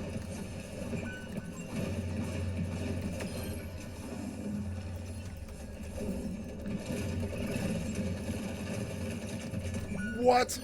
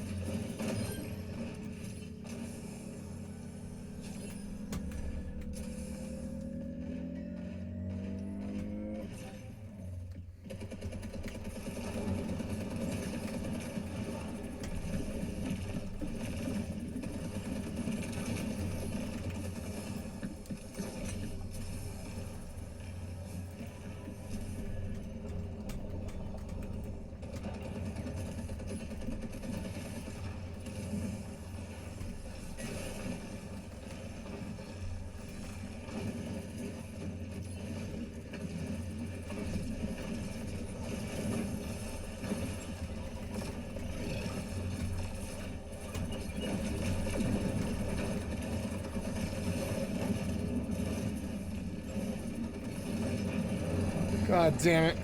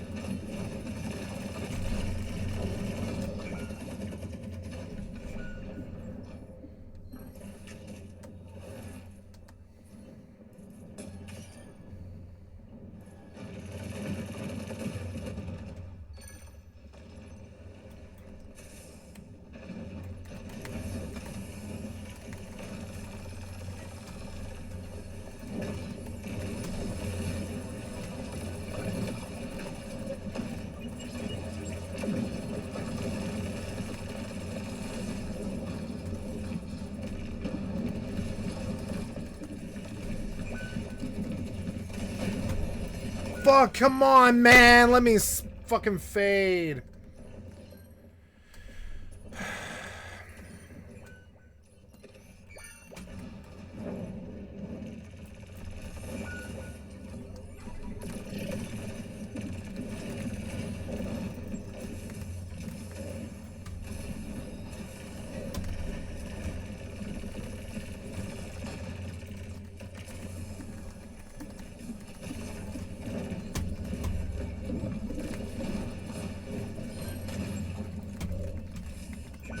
Fuck was that? Fuck was that? His fucking... Fuck was that? His fucking dynamite killed me when it's been a long time since it's gone off.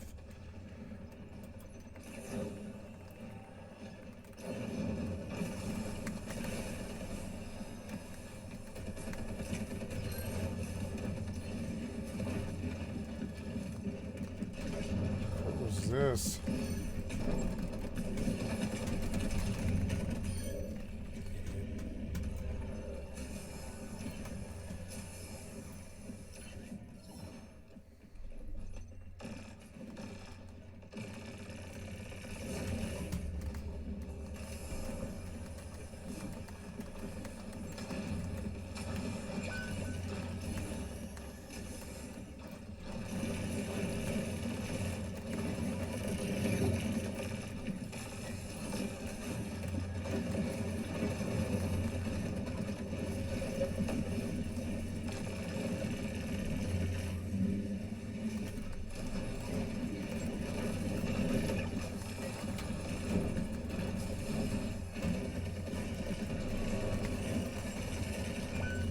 Fuck.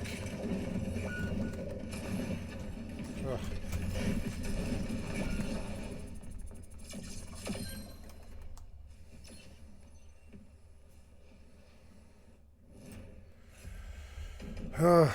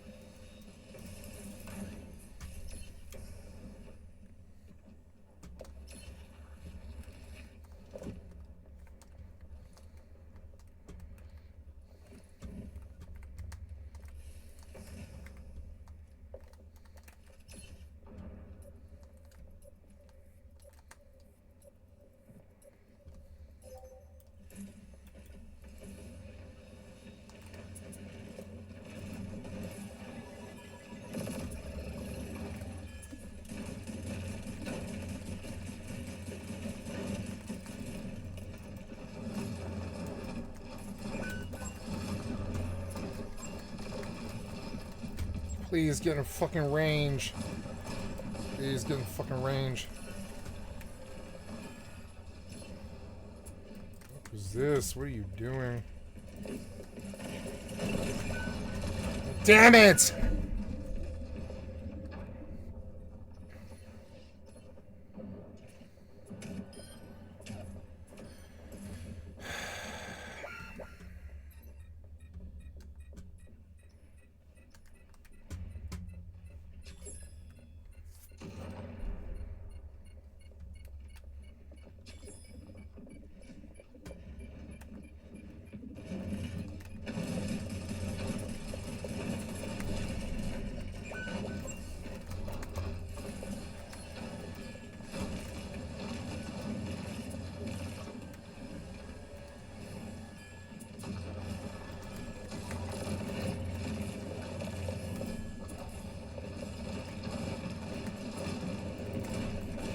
What?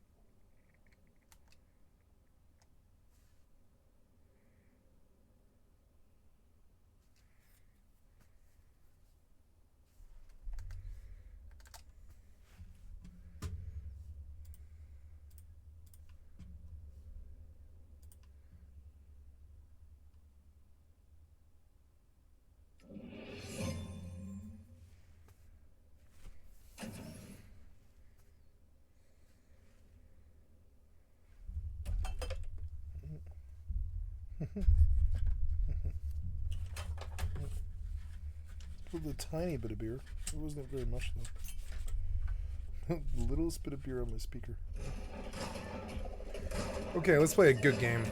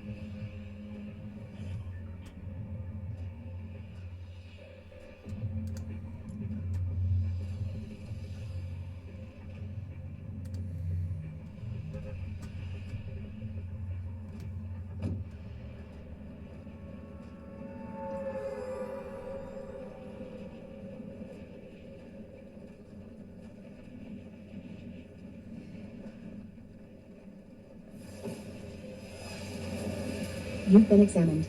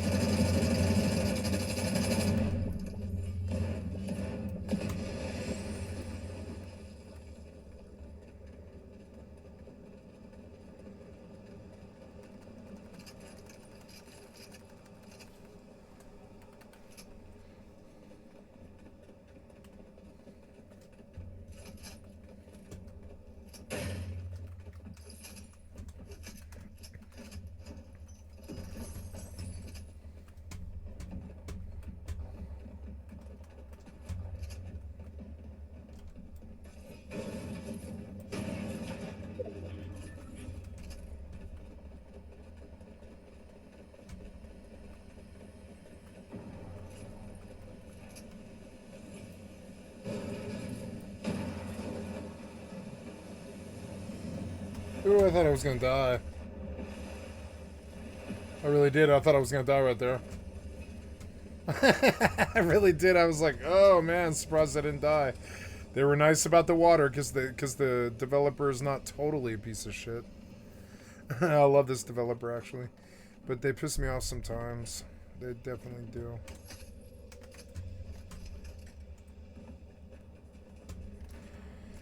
Let's go watch some Pyro.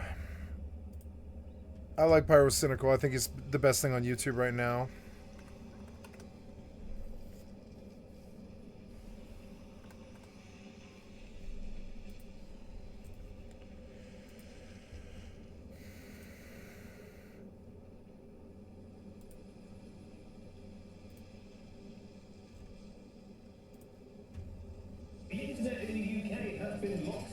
So with VPNs, they're basically acknowledging the fact that they do not understand the effects of VPNs on this data so far. My stop drinking subreddit also got hit behind the verification thing. A new law has just made it seem block allocated on credit cards. I can either give up my face or my ID to the government, or I can just suck it up and not have any emotional support from people around me. Now, I already did a video a couple of weeks ago saying that the UK is absolutely cooked, finito, washed, done, into the garbage. If the UK government was a rank in 6 Siege, it would be dirty toilet paper 5. And the funny thing is, as well, there was a huge petition to actually get Parliament to acknowledge how Oh, the Online damn, Safety he's Act low on was. health too, And they reached which the isn't too point good that for they you, had buddy. to address it, and they basically went, nah, we're not even going to debate it.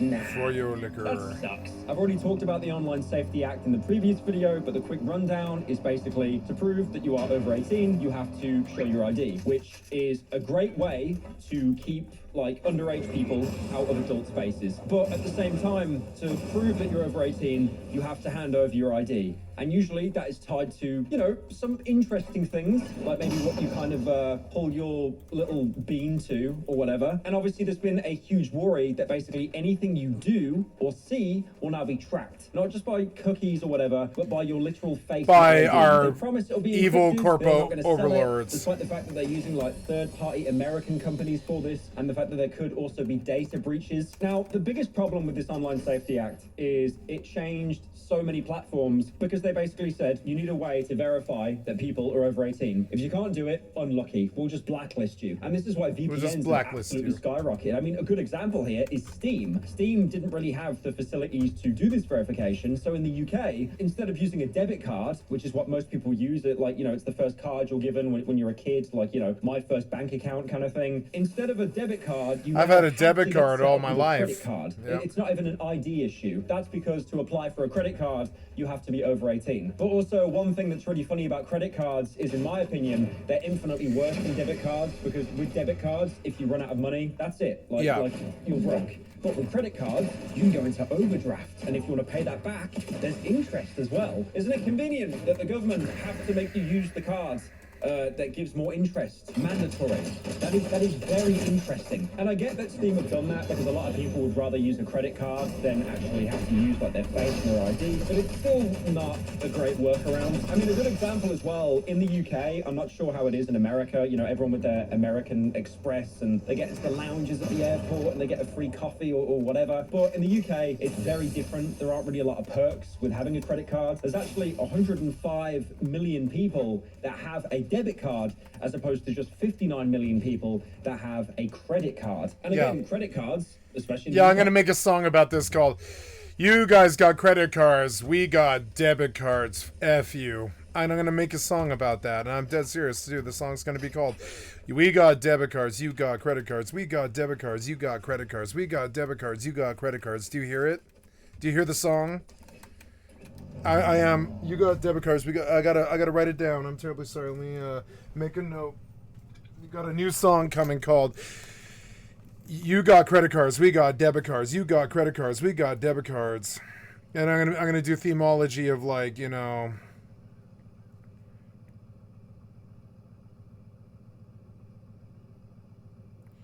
you got credit cards.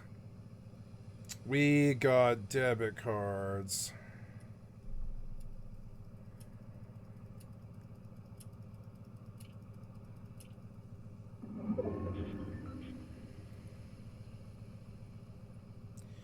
You got homes. We got bad credit scores.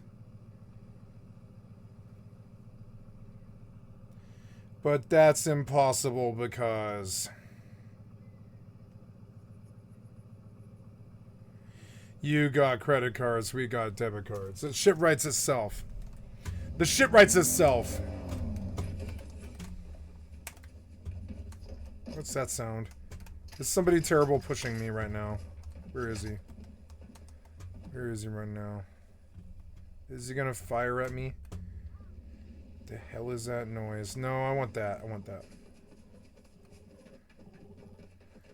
I learned to take it this game a lot easier because you don't really have to do anything to like place really high all the time.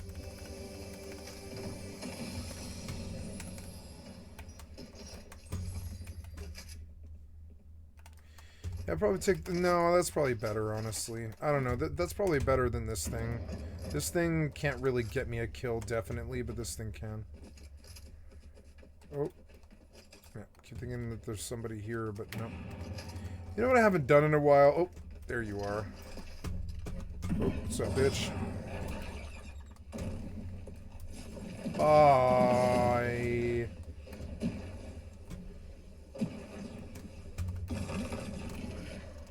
Please let me up. Fuck are you, bitch? There you are.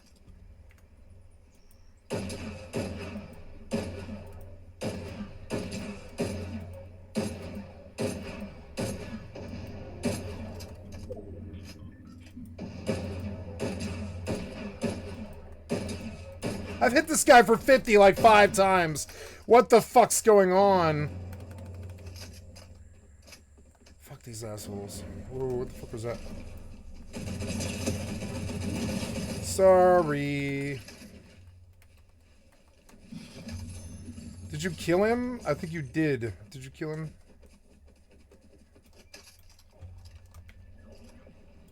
Ooh, fuck you, bitch! From hell's heart I stab at thee.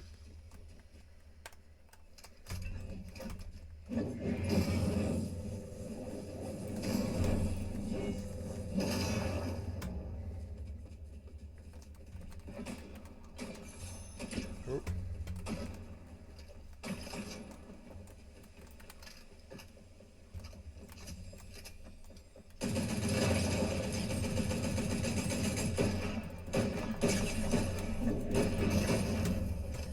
What was that?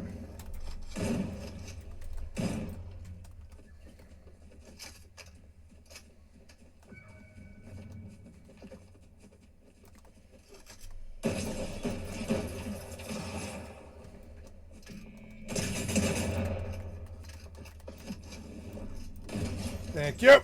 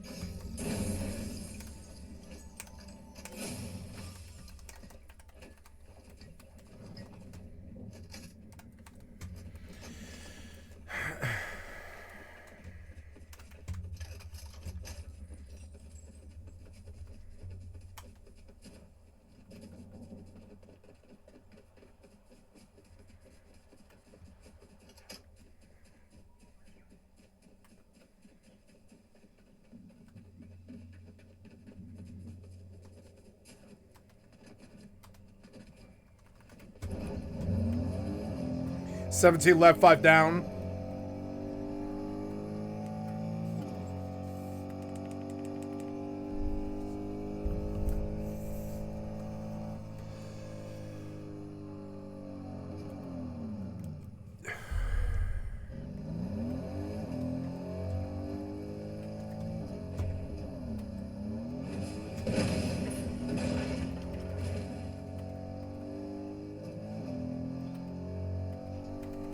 Five down, 16 up.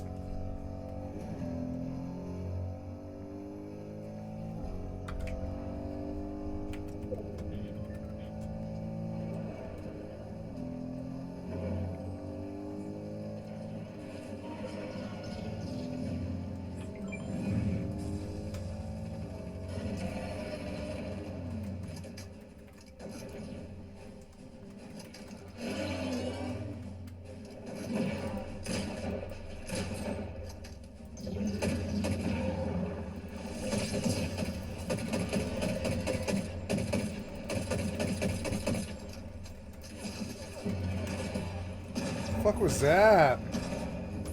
Bye.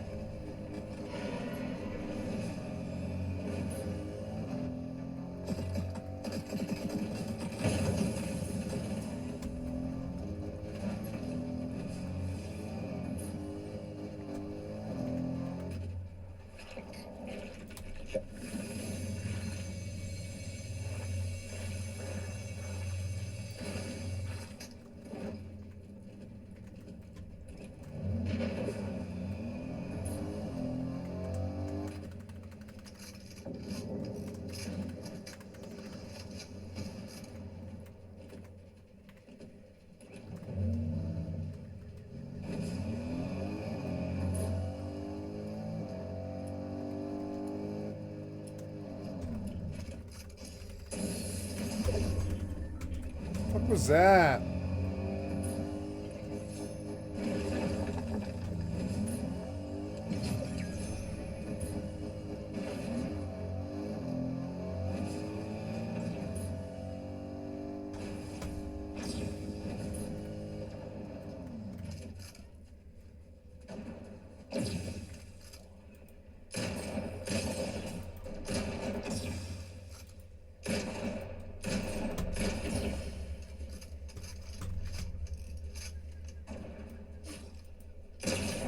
Thank you.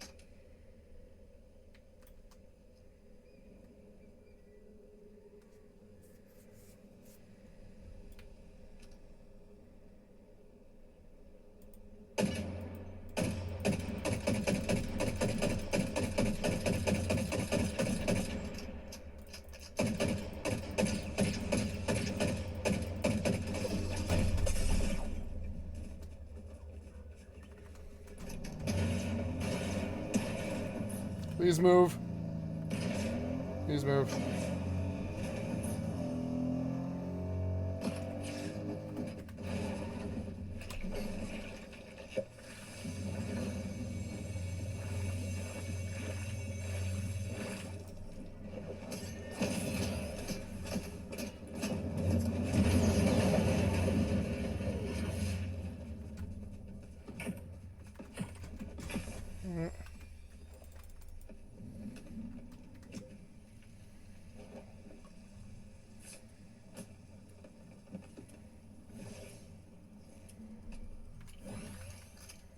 Watch this.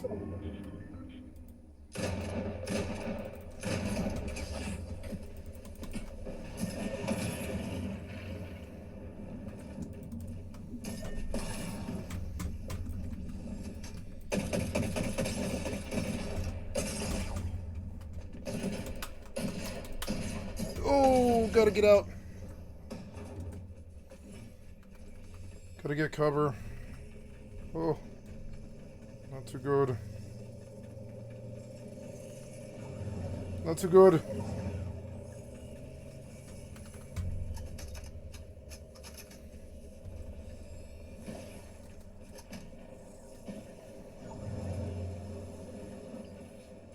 Please run.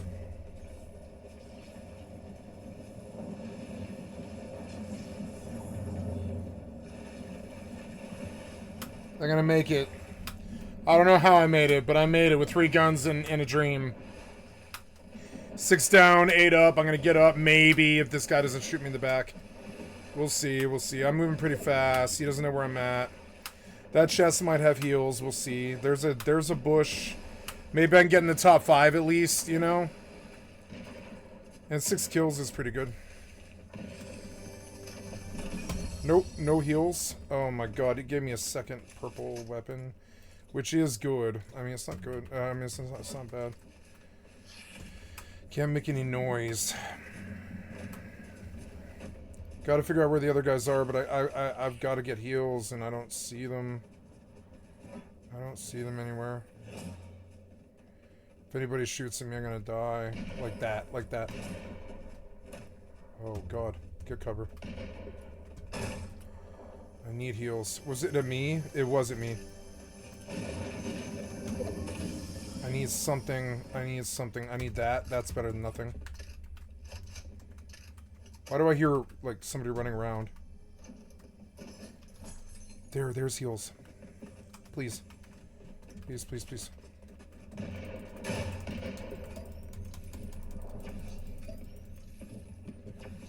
Okay. Need heals. Need heals. I'm running out of time. I'm running out of time. I gotta get across the bridge, and I can't really. I've got cover here, but I don't really have cover there. Got a croucher. They're just gonna find me. God, no, I gotta get out of here. Oh god, I got a croucher. They're gonna find me. 2 of them. Not too good.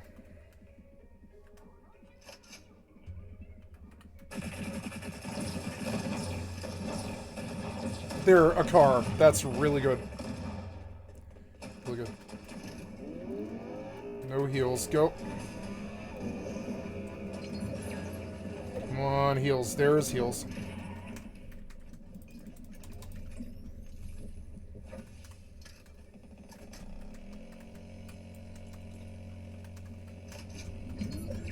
I'm doing a little better now. Need heals.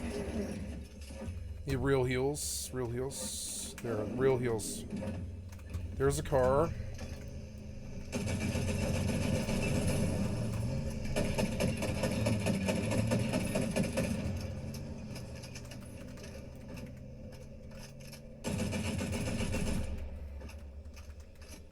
Fucking annoying.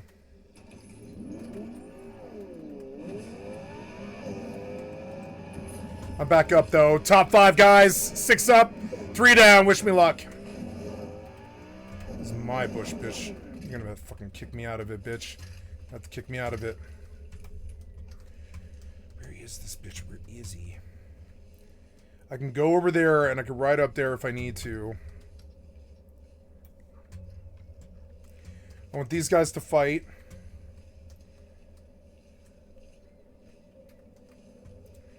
There's one of them. I want to open up some shots on him, but that'll just, like, get me killed.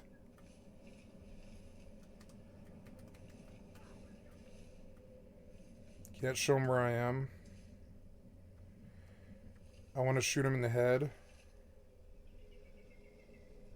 He's gonna stop right there.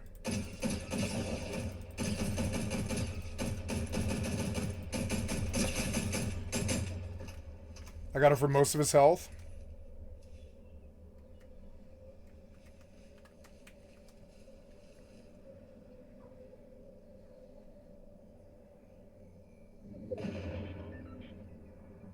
The fuck was that?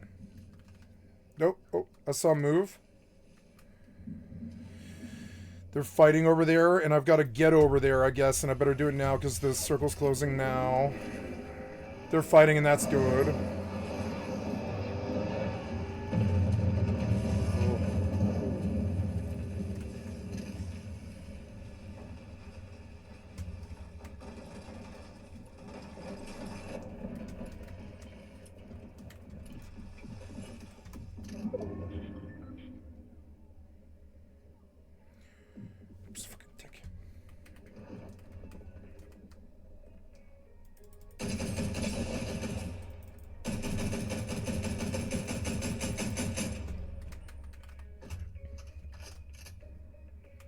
Hurt him again.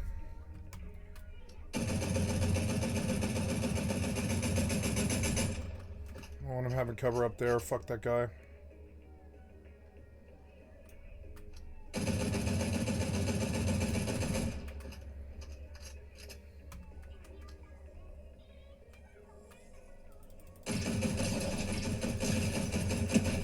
Got him.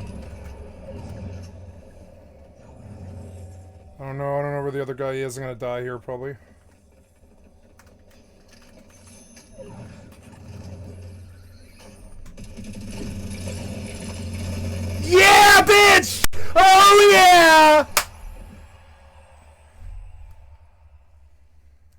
I heard the noise and I was like, I win, don't I? But I didn't want to choke, so I just shot his ass. Oh, yeah, bitch. Match stats are looking pretty good. 8-0, bitch. 8-0. Man, will you keep the piece of shit cocksuckers who ruin modern gaming the fuck out of my life? I go pretty good. 8-0 and take 100-0, bitch. It's pretty good. It's pretty good. No, wait, I don't want to play again. No, wait, no. Return to lobby. Okay, a really bad high interest yeah, inflation, drunk and stoned as fuck, so and I pulled a win. So funny, guys. You know, the ability to overspend that I mentioned earlier, going into an overdraft, and if you want to pay the overdraft back, there is a huge interest cost. And again, like you, I was like, I'm gonna die here. I don't know where he is. He was below me, and I was like, I don't understand where I don't understand how I don't know where he is. It's like very weird. Like the third guy should have shown by now. He's a sneaker. He's a sneaker queaker. Or so he's a squeaker. He's a sneaker queaker. A sneaker squeaker. He's a sneaker squeaker. And I was like, sneaker squeaker is very deceptive, and I don't know where he is, and I'm going to lose this. And it was so annoying. And then I was like, ching, and I was like, oh, he's riding up the wire. I better get out my chain gun to arrive, to say hello when he arrives. And I was like, hello, and he was like, hello, and I was like, hello. You're dead.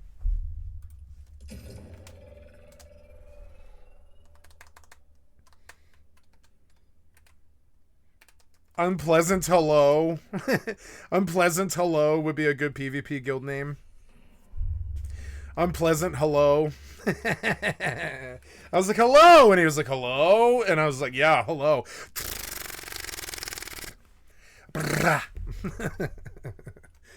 Anyways. This ability where you can go into an overdraft. Two gamers. Like, do you not understand how stupid people on Steam are with their money? Have you seen like inventories for like CS:GO knives that they're trading constantly? Have you seen people playing gacha games and how much money they're spending on there? Like there are a lot of people that are just absolute degenerates. Hogs. And they cope to themselves. Swiper hogs. Even though it basically is. So it just goes to show. Yeah, like I've done some pay to win on Eve. I probably spent about $200 on Eve in my lifetime. In terms of Plex, you know, I've spent some money on WoW. That's about it. Yeah, like I think I bought a $25 skin in Fortnite once for an account I don't own anymore. Yeah. Anyways.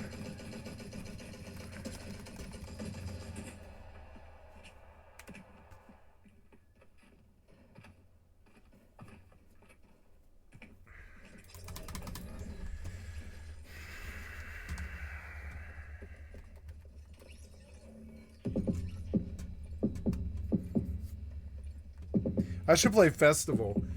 Festival sounds fun. Tomorrow I will play Festival. Tomorrow night I will play Festival around 9 p.m.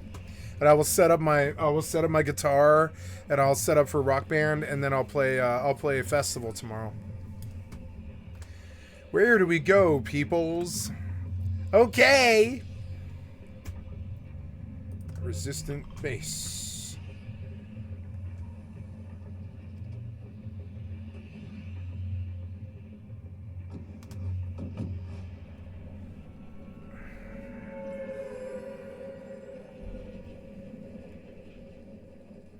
That's pretty far away.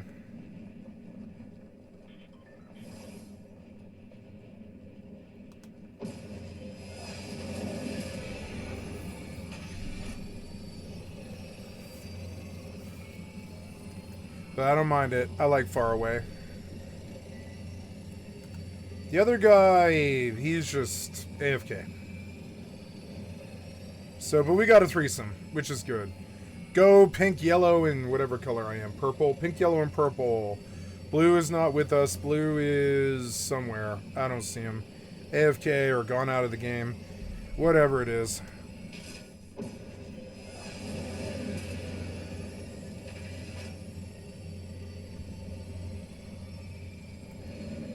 I want to land on something good, but I don't see anything good. Is there anybody else here? I don't think so. We got this to ourselves. There's a chest.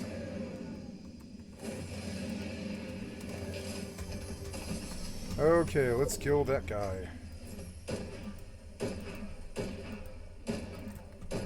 Oh, there's another one pushing me. Listen too good. Alright, bitch, you wanna push me? Fuck is this guy?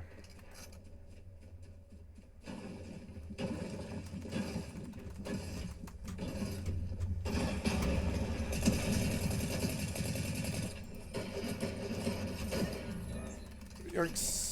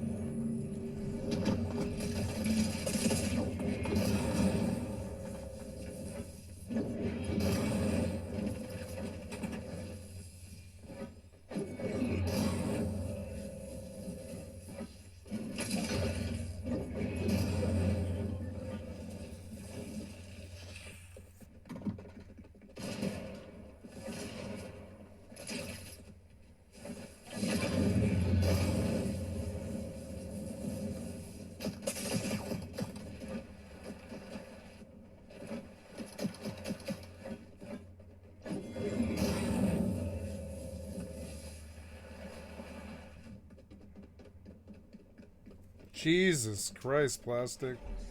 You are insane. I'm gonna go mix a drink while you do this. This is insane. Good luck.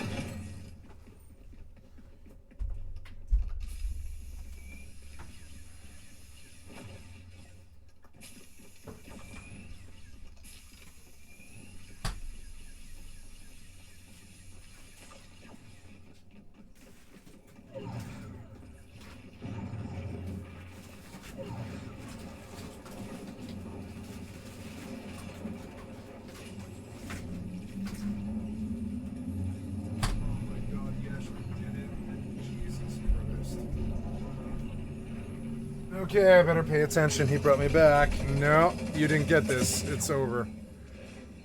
No. Run. Nope. Maybe shoot the guy? Just saying. You could have just shot him. You had him dead to rights. You had a sniper rifle. Shoot him in the face. I don't know. Play again. Or, well, don't play again. No. Go back to the lobby. I'm going to mix a drink. Is not a good idea. No, I told you to go back to the lobby. Back to the lobby. That was brought in as well. I did actually talk about this in my previous video because what the UK wanted them to do is announce who their voluntary editors are for like transparency reasons, and obviously they didn't want to do that. They wanted to protect them. Like, for example, if there's an editor who's being critical of a certain country that they live in and they get exposed, some certain bad things might happen to them. Well, it seems that after court, Wikipedia have lost the battle. Unsurprisingly, the UK government won, and this is now being implemented. I mean, Wikimedia even said to try and bypass the law, they would actually have to limit the amount of people that would be allowed onto their website once a month to drop it out of being a Category 1 website, so it wouldn't be part of this new law. Now, these changes actually haven't came into effect, and there could possibly be some good news because it's actually been stated that the court's decision has left the door open for Wikipedia to be exempt from these stricter rules upon review. And I mean, Wikipedia, okay, everyone does memes about it, about how you can just edit any sources, but at the same time, it is genuinely one of the best places to get information. And if it has to get like limited or shut down because of like the UK gooning bill, this is like the biggest example of government overreach in years. Now, there are other places on the internet that also are not happy with this ban, like for example 4chan, and they're actually issuing legal complaints to Ofcom, and they're basically saying that because they're an American-based website, they shouldn't have to comply with UK laws, even saying that American citizens do not surrender our constitutional rights just because Ofcom sends us an email. They're actually seeking right now to prove in US courts to rule if their business is located in America and has no presence in the UK law shouldn't be able to do anything about it. Now, because of this, 4chan were slapped on the hand and given a bill of $20,000, a fine. They just didn't pay it. They didn't pay it. It's like, okay, that's great. Unlucky for you, I guess. Now, if the US courts do actually find that 4chan is in the right, and they say that Ofcom are actually breaching the First Amendment, this could be like a huge blow for the Online Safety Act. You know, companies like Pornhub or Reddit, they could actually be backed up. They could set up in America and completely bypass regulations that the UK are trying to implement. I never thought I'd see the day where 4chan and Reddit would be on the same side. Now, obviously, because of this Online Safety Act going into place, VPNs have absolutely skyrocketed. And the UK government doesn't like this because it's basically the one way to kind of circumvent the new law. And they can't really do anything about it at the minute, so they're getting quite angry. I have literally seen people on TV saying how, oh, well, VPNs are very dangerous, and you're putting people at risk by using a VPN. Disgusting behavior. Bullshit. How could you do such a thing? Think of the British people. How could you? Okay, look, if you want to look at BBC, it's okay if we know that.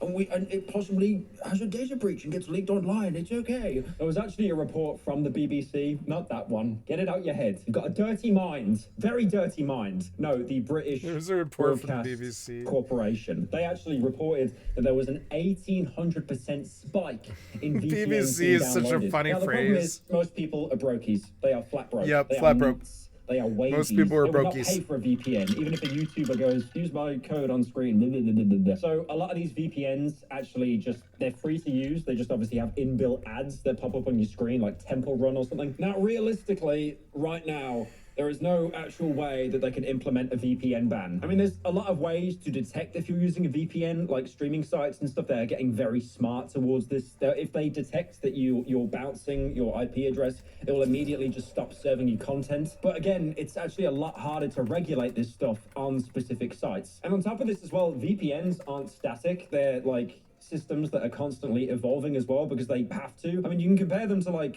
cheats in video games, right? When someone's doing like the sniper spin bot in like CS2 or something. Clara, what the fuck? These cheats will get detected. They will be banned. By the time that happens, 2 weeks later, they'll have an updated version. It's this constant cat and mouse game. I mean, you even had the tech secretary, Peter Kyle, and it actually came out saying that the Labour government isn't looking at patching this method of banning VPNs because they don't know how to. Now, this is one of the more sadder things about the Online Safety Act, because like I said, a lot of companies, they weren't actually able to provide the means to verify your age, or they flat out didn't want to, so they've had a lot of their services in the UK pulled, which again would want to make you use a VPN more. Like, for example, obviously there were loads of subreddits where people would talk about drugs and trying to quit them and sober up, and these are now people that don't want to be ID'd because they're talking about very personal things and they wanted to post anonymously, and so they've kind of stopped using these sites. But there's actually been apps and sites that have been hit pretty hard as well. Like, for example, there's a really popular app called I Am Sober, and this is an app where you can basically track how long you've been sober off anything, you know, alcohol, nicotine, drugs, weed, like just anything under the sun. It's basically an app that just reminds you how long you've been sober off something. It gives you this little timeline. So, you know, if you ever think of like doing the thing that you're trying to quit, then you'll see that reminder and think, okay, if I do this, I'm going to undo all of that progress. I'm probably not going to do that. Now, that is still available in the UK. You can download the app right now and you get this little timer that shows you how long you've been sober from whatever vice it is. But one of the more important things is there's actually a community tab. And the community tab is where people basically come together. Like, for example, if you hit a milestone like 1 day, 5 day, 10 day, a month, a year, you'll be put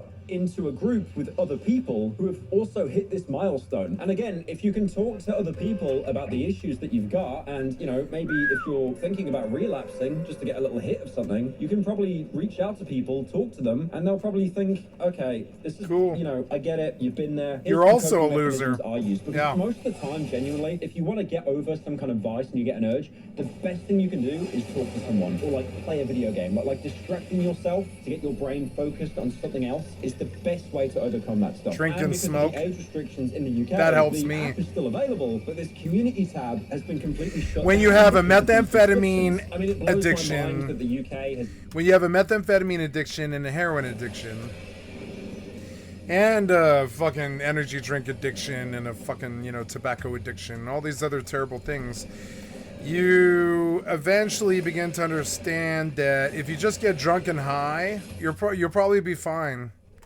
You know, you might have a couple bad Fridays or Saturdays, and maybe you my least favorite story of the last 3 years is I puked some popcorn all over my fucking bedspread, and then I put the bedspread in the fucking in the laundry, and I acted like I didn't puke in my bedspread, but I absolutely did. What's up with you, bitch? Yeah, I'm coming for you, bitch.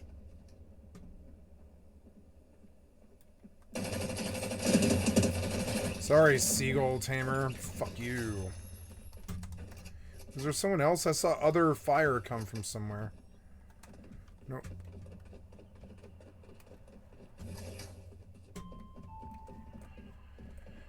Okay.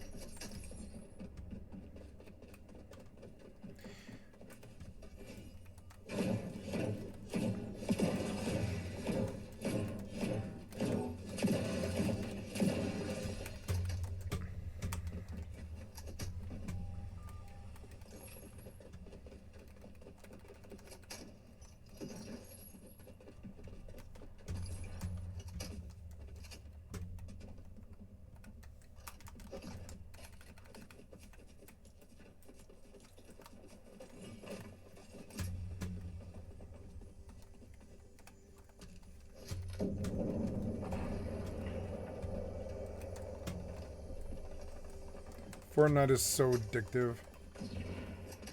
I love the sound of that chest. Oh, that sound. I love that sound.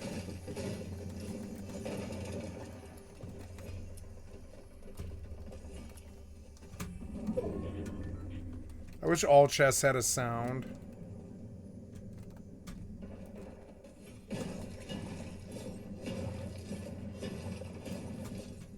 I don't really understand. It must be up, huh?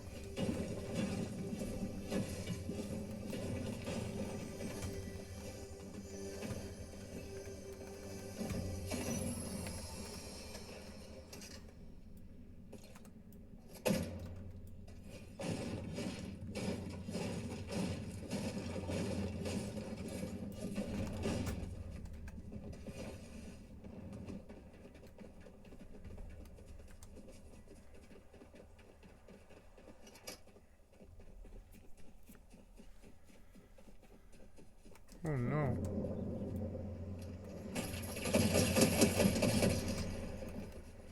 Oh, why was this guy 5 feet in front of me? It's insane. He was like creeping around too. We were up to the same thing. No car here. That's probably why.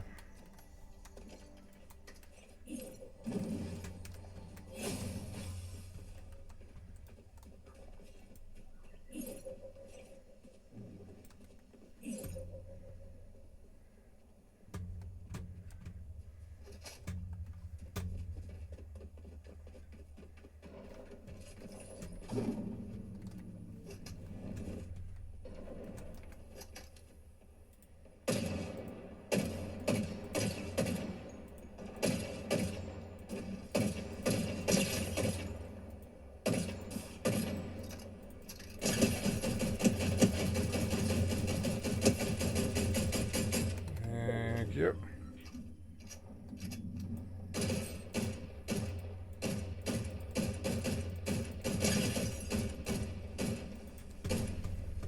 Take. What's that sound? I'm being attacked. Alchemist.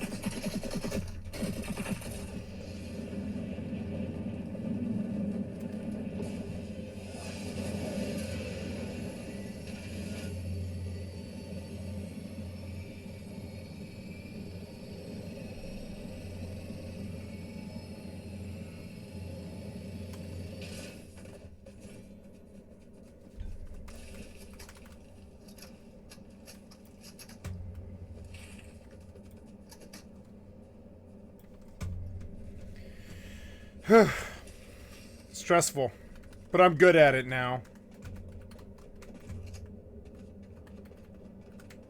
Just leave.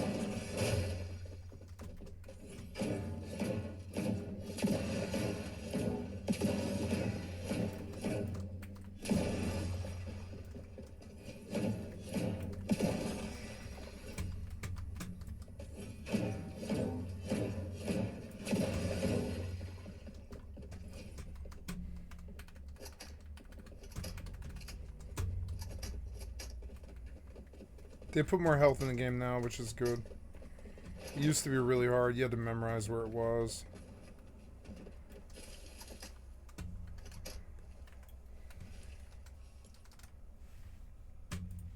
It's taken that chat away from people, you know, implying that anyone that might have some kind of like drug use disorder or some mental health issue are just not reliable, which is bullshit. Over 18. No one under the age of 18 does that. What? Are you silly? No one. Teenagers don't do drugs, no. Ridiculous. It doesn't make any sense. And another terrible thing that's happened after this is it seems that like world news is actually getting censored in the Online Safety Act. Now, don't worry, I'm not talking about traditional TV. No one watches that except our parents and our grandparents. Like, come on. But I'm talking more about like places like Twitter, Reddit. Like, there's footage of Ukraine, Palestine, the current wars that are happening, and they're actually being blocked. Oh, what was this? Like Twitter and Reddit, and that's because like these news companies are so scared of being penalized, they're actually blocking things that people probably should be informed about. And this also creates a very scary concept of like controlled information on the internet. I'm sure you've all seen the film V for Vendetta. I'm not saying the UK's there yet. I'm not saying that. We're at least a third of the way there, okay? And the UK government is aware that people are being very critical about the Online Safety Act. There was actually a UK government Online Safety Act meeting, and there was a tech expert that was kind of going against the grain, saying this is a really bad idea, and they just straight up called him a pedo. Like,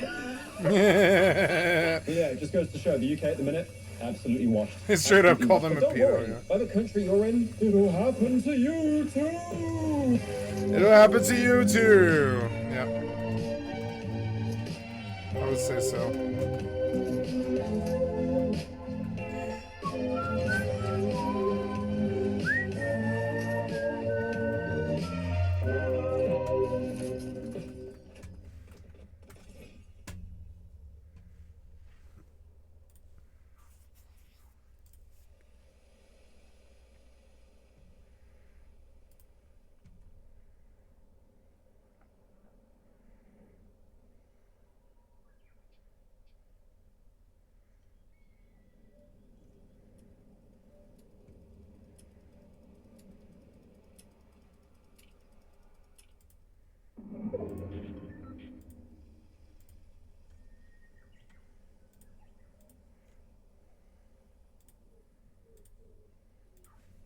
Hey, fellow Vault Dwellers, it's Angry Turtle and 5 down, 9 up. Wish me luck, I'm in the top 10 by doing nothing.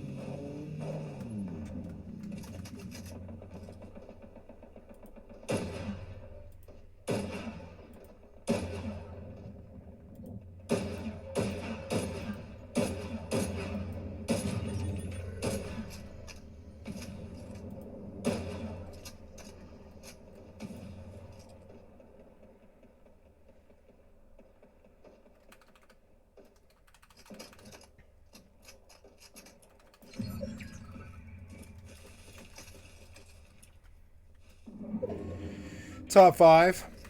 6 down, 4 up. Wish me luck. I've already won 1. Let's see if we can get 2.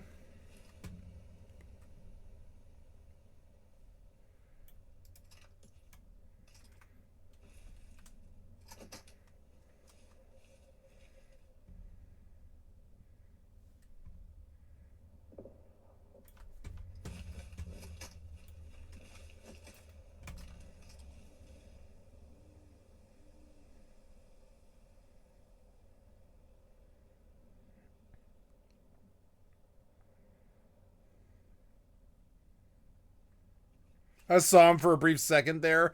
He passed my fucking window. Did you see it? Do you see? I have to move now.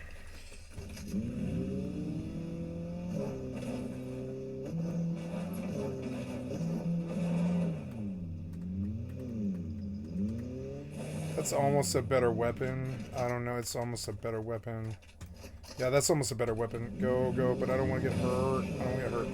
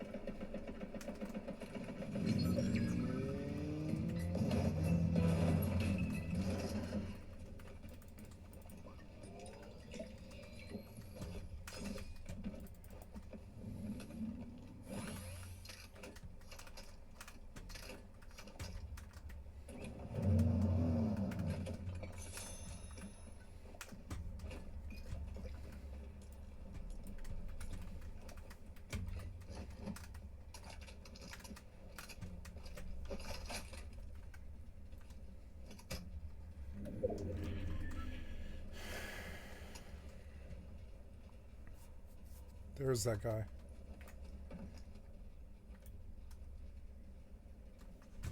I better go try actually push him.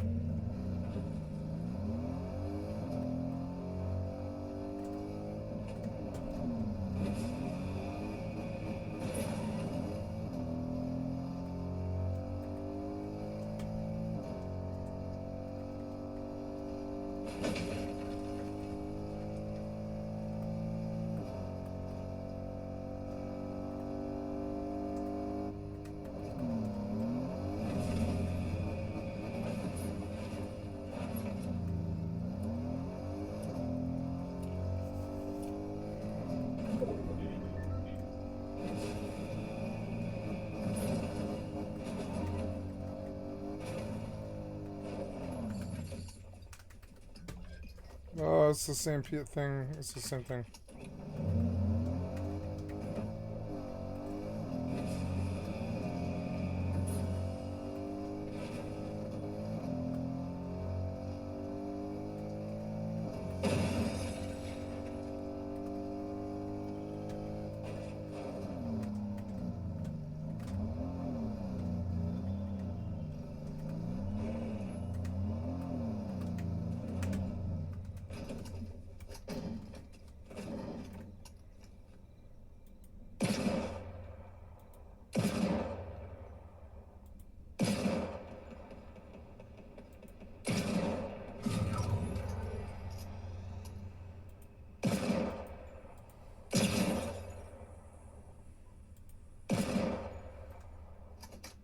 He's dead.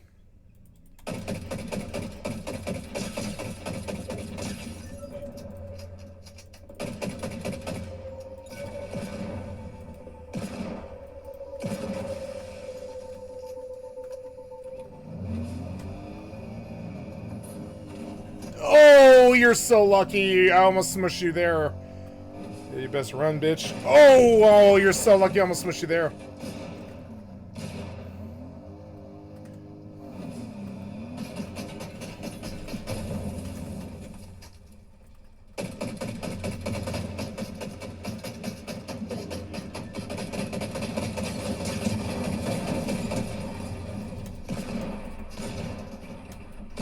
Oh, yeah! Oh!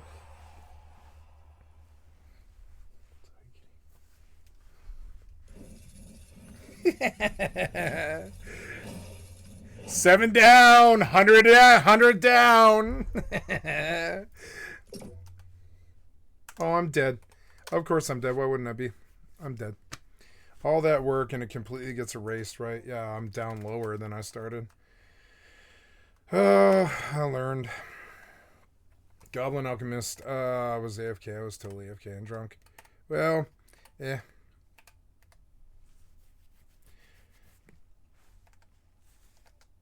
I'm gonna log this game now. I'm done for the evening.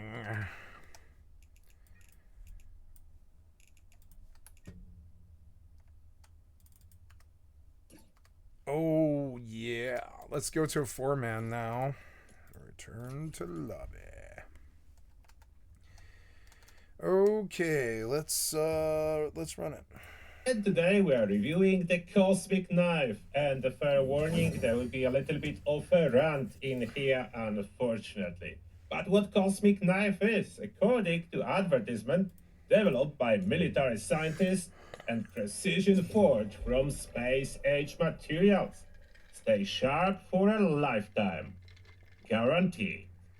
Get your Cosmic Knife today, and you can get it from the Season Pass. So Cosmic Knife, the Season Pass. What page? Seasons, and it's quite early. Page 4. Page 4. You can claim Not your bad. Cosmic Knife. Cosmic Knife, I'm gonna get One it. Cosmic Knife, but it has modification that makes it glowing. I do have both in here to show you. I am on like melee build. I quickly put together. You don't need to copy that. That's not done melee build, but good enough to demonstrate how the stuff works. So I do have lots of strength. I'm wearing armor that gives me even more strength. It's unyielding. I'm blooded build. Currently no food to boost my melee damage to start from like more basic form. Basic Cosmic Knife comes with legendary effects. I mean hidden legendary effects. They do not show as stars. Fast critical hit to 50% more damage. Your VATS critical metal heals 20% faster, and sneak damage increased by 20%. Then there is Cosmic Knife Super Heated when you put Super Heated mode, and that changes the effects to 25% limb damage, reduces target's damage resistance by 25% for 3 seconds, and adds extra fire damage. Quite a bit, you may say, and that's where the rant starts.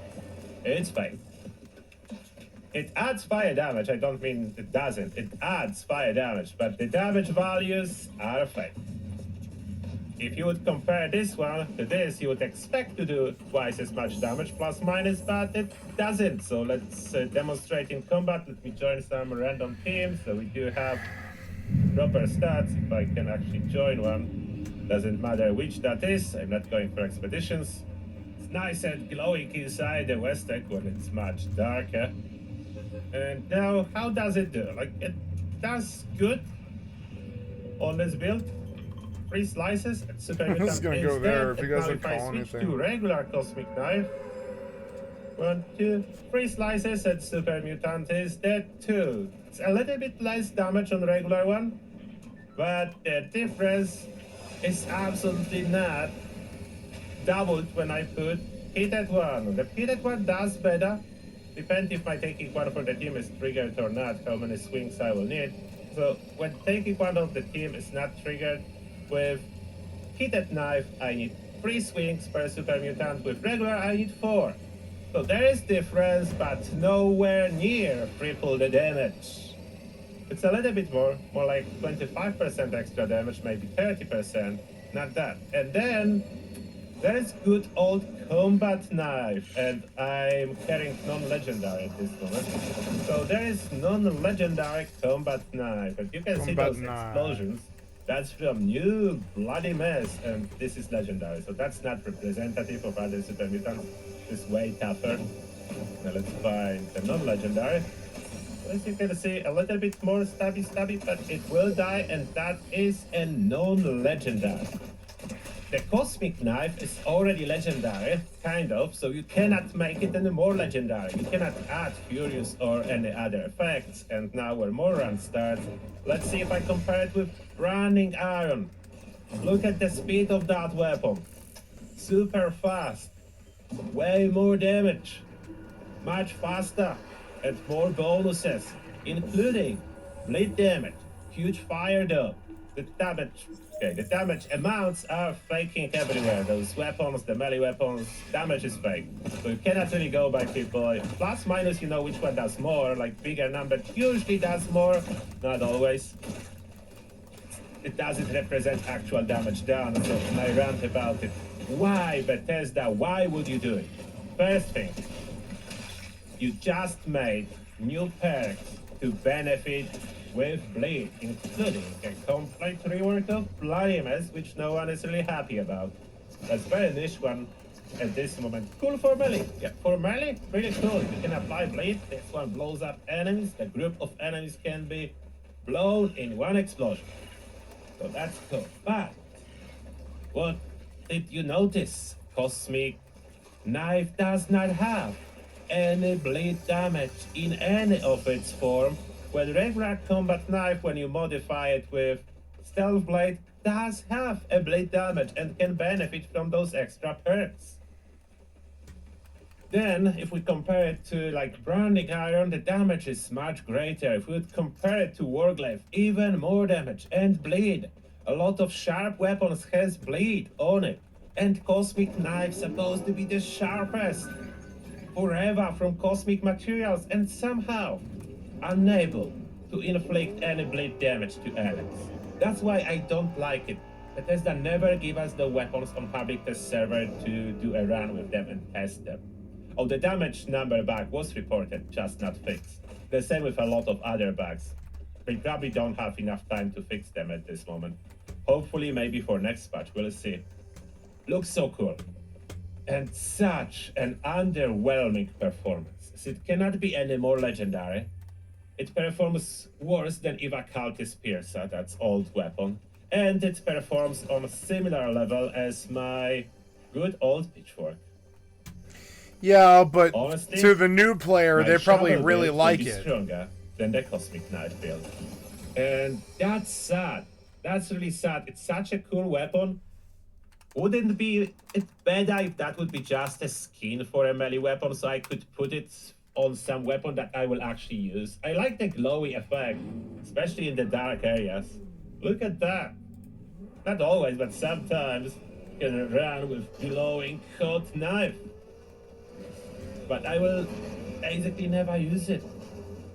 I don't know if you agree with me. Absolutely let me know, but that's what I have against it. Why? It's on the season pass, it's on the score, but it should be, if not the best, at least close to the best, or the best at something. Look at Cremator, for example. Not the strongest weapon overall, but the dot is unique and powerful, great for tagging. Or look at other season weapon, which is Tesla Cannon. Maybe not strongest overall, but has this cool explosion that can punch through walls, what makes it absolutely unique and must have in my arsenal.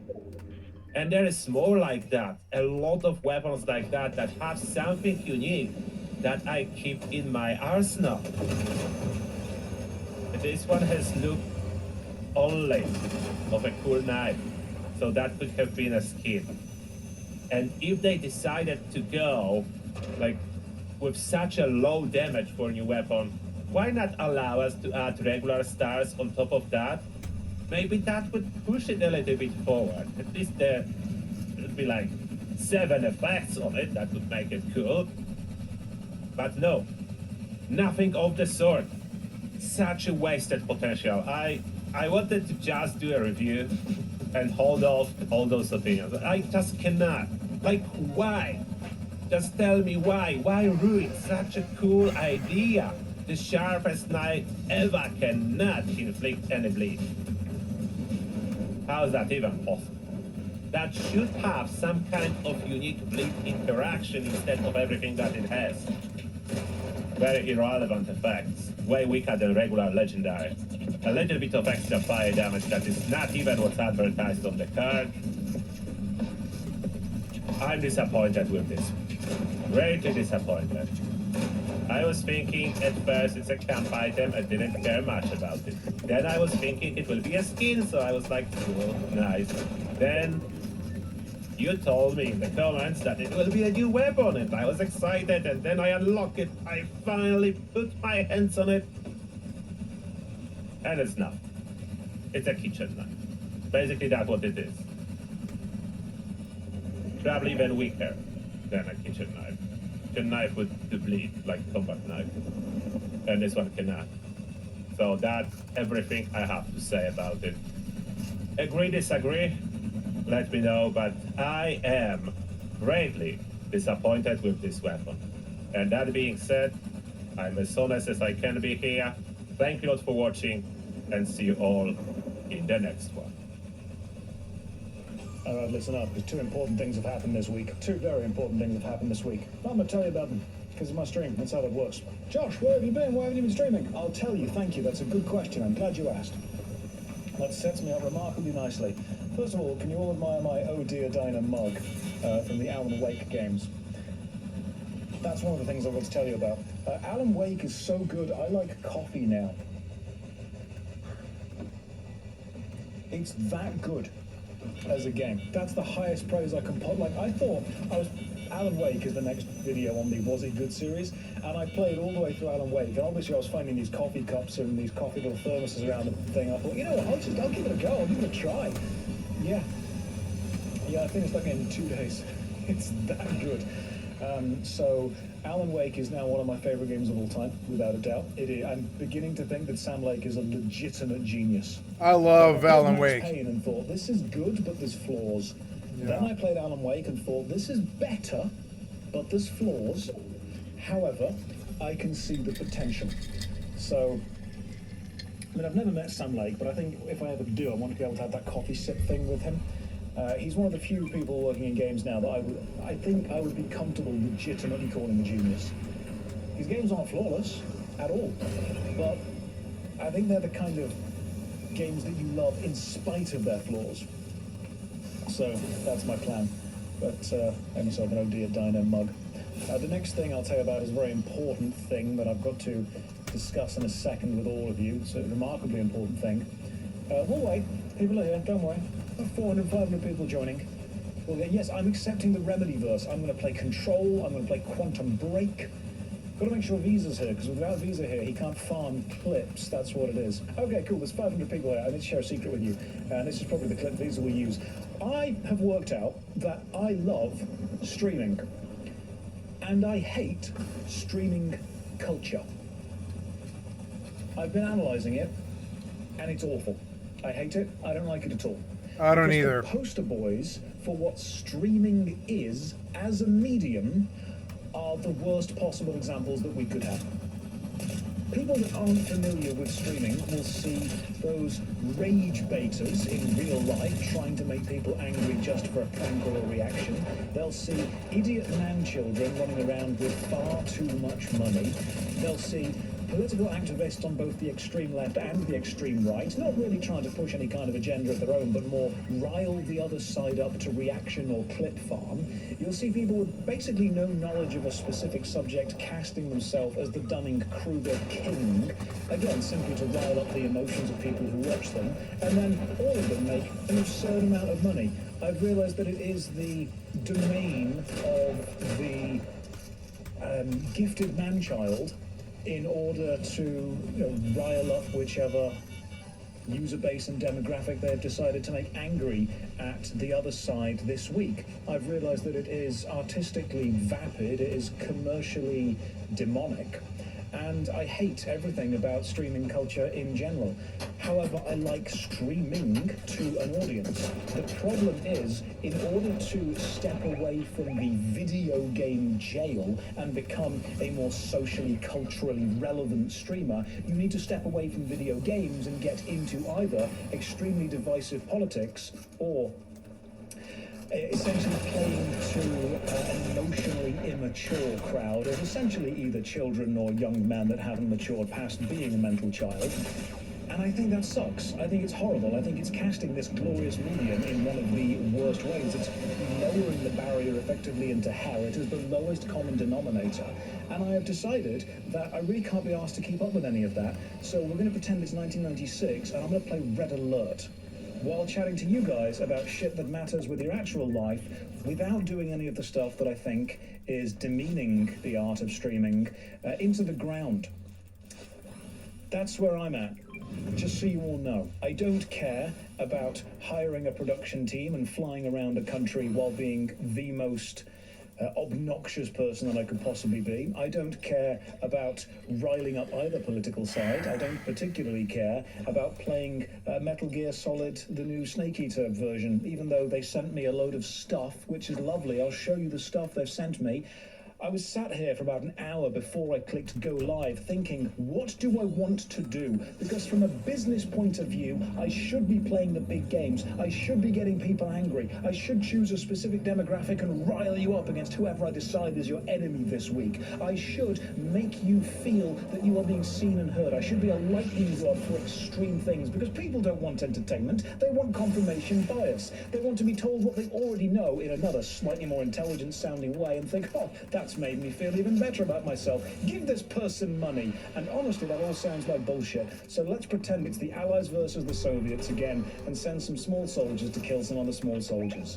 That sounds like a much... In fact, you know what? You don't even deserve this resolution on the webcam. I'm dropping this down. Perfect. You have a lower resolution webcam. That's what you get. Yeah, I basically realized that I absolutely hate streaming culture. I think streaming culture is completely... I hate streaming culture. Childish and vapid at the same time. Because unfortunately, I've met people that are really into... Whenever you say to someone, hey, you know, do you watch streams? And they're always like, yeah, I watch the most obnoxious, annoying, irritating person you can possibly think of because it's fun. No, it's not. It's irritating. And when you meet... Because the problem is that there is a huge amount of people who are very emotional. And there is a huge amount of people who are very emotional in the exact opposite way. And if you choose one of these sides of people, you can make a lot of money because you just rile them up against the other side. And it's not even always political. Sometimes it's just sociological, sometimes it's economical. Sometimes it's just cultural in general. You choose one of the sides and tell them the other side is wrong. You are great, you're fantastic, support me, give me lots of money. That's great. I will be your champion. However, in the middle, and this is not, again, political spectrum, it's mainly in the middle socially and culturally, there's the idea that you just kind of want to play video games. We just kind of want to hang out, be normal, chill out, see friends, see family, make enough money to pay your bills, survive, pay your rent. Maybe grab a takeout on the weekend, enjoy whatever film there is out there, you know, go bowling, play laser tag, that kind of general normal vibes. The problem is, those people, despite being a bigger amount of the population in general, aren't watching Twitch. Nope. They're out doing the stuff that's fun. Yep. You guys, from what I've kind of worked out, are not doing that. People on Twitch. Yep. Because if you weren't, you would be at another streamer who is on one of the extreme sides, getting your confirmation bias sucked directly from the teat of information. The normal people are either out touching grass or here. Now, I'm not normal either. I was sat here before streaming, this is what started this whole rant. I was sat here before streaming thinking, what do I want to play? And I thought, you know what? I don't want to paint Warhammer Live on stream, despite the fact I've got like 100 high elves sat in front of me that I need to finish, because that is my mental break, my mental time off. I'll stick this total side thing, but at the minute I'm really into book talk for some reason. We'll talk about that in a second. But I realised I don't want to play Warhammer, that is my side break. So instead, I'm going to play a 1996 video game. That's what we're going to do. I've just confirmed your bias that you are normal and not extreme in any way. There you go. See, I'm aware of where I sit. within this dichotomy of streamers.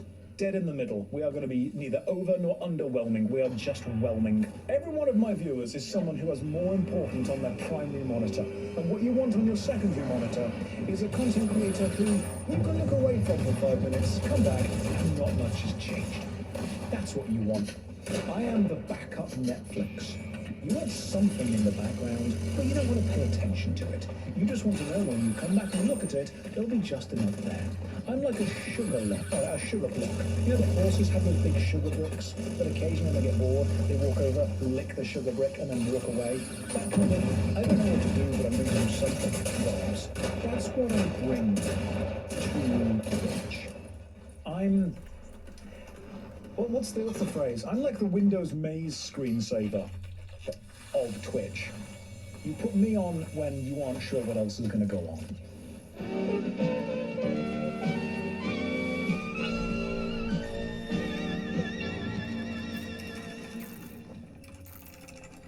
Alright, just done. Just gotta post the video. This was probably not a good subject to spend months on. I'm not sure who cares about this Kingsfield thing anyway. Ah well, at least I didn't do something stupid like make a tech war video. Whatever, I guess we'll see. Okay, I guess people still care about Kingsfield. That or the YouTube algorithm really likes showing Kingsfield videos to stupid people. Maybe a little bit of both. Slow, cryptic, difficult. In some ways, it's a shock that Kingsfield and its sister series Shadow Tower weren't forgotten. They very well may have been. Jump again in the car. Oh. Went on to make some of the most Oh God! Please let me control my character.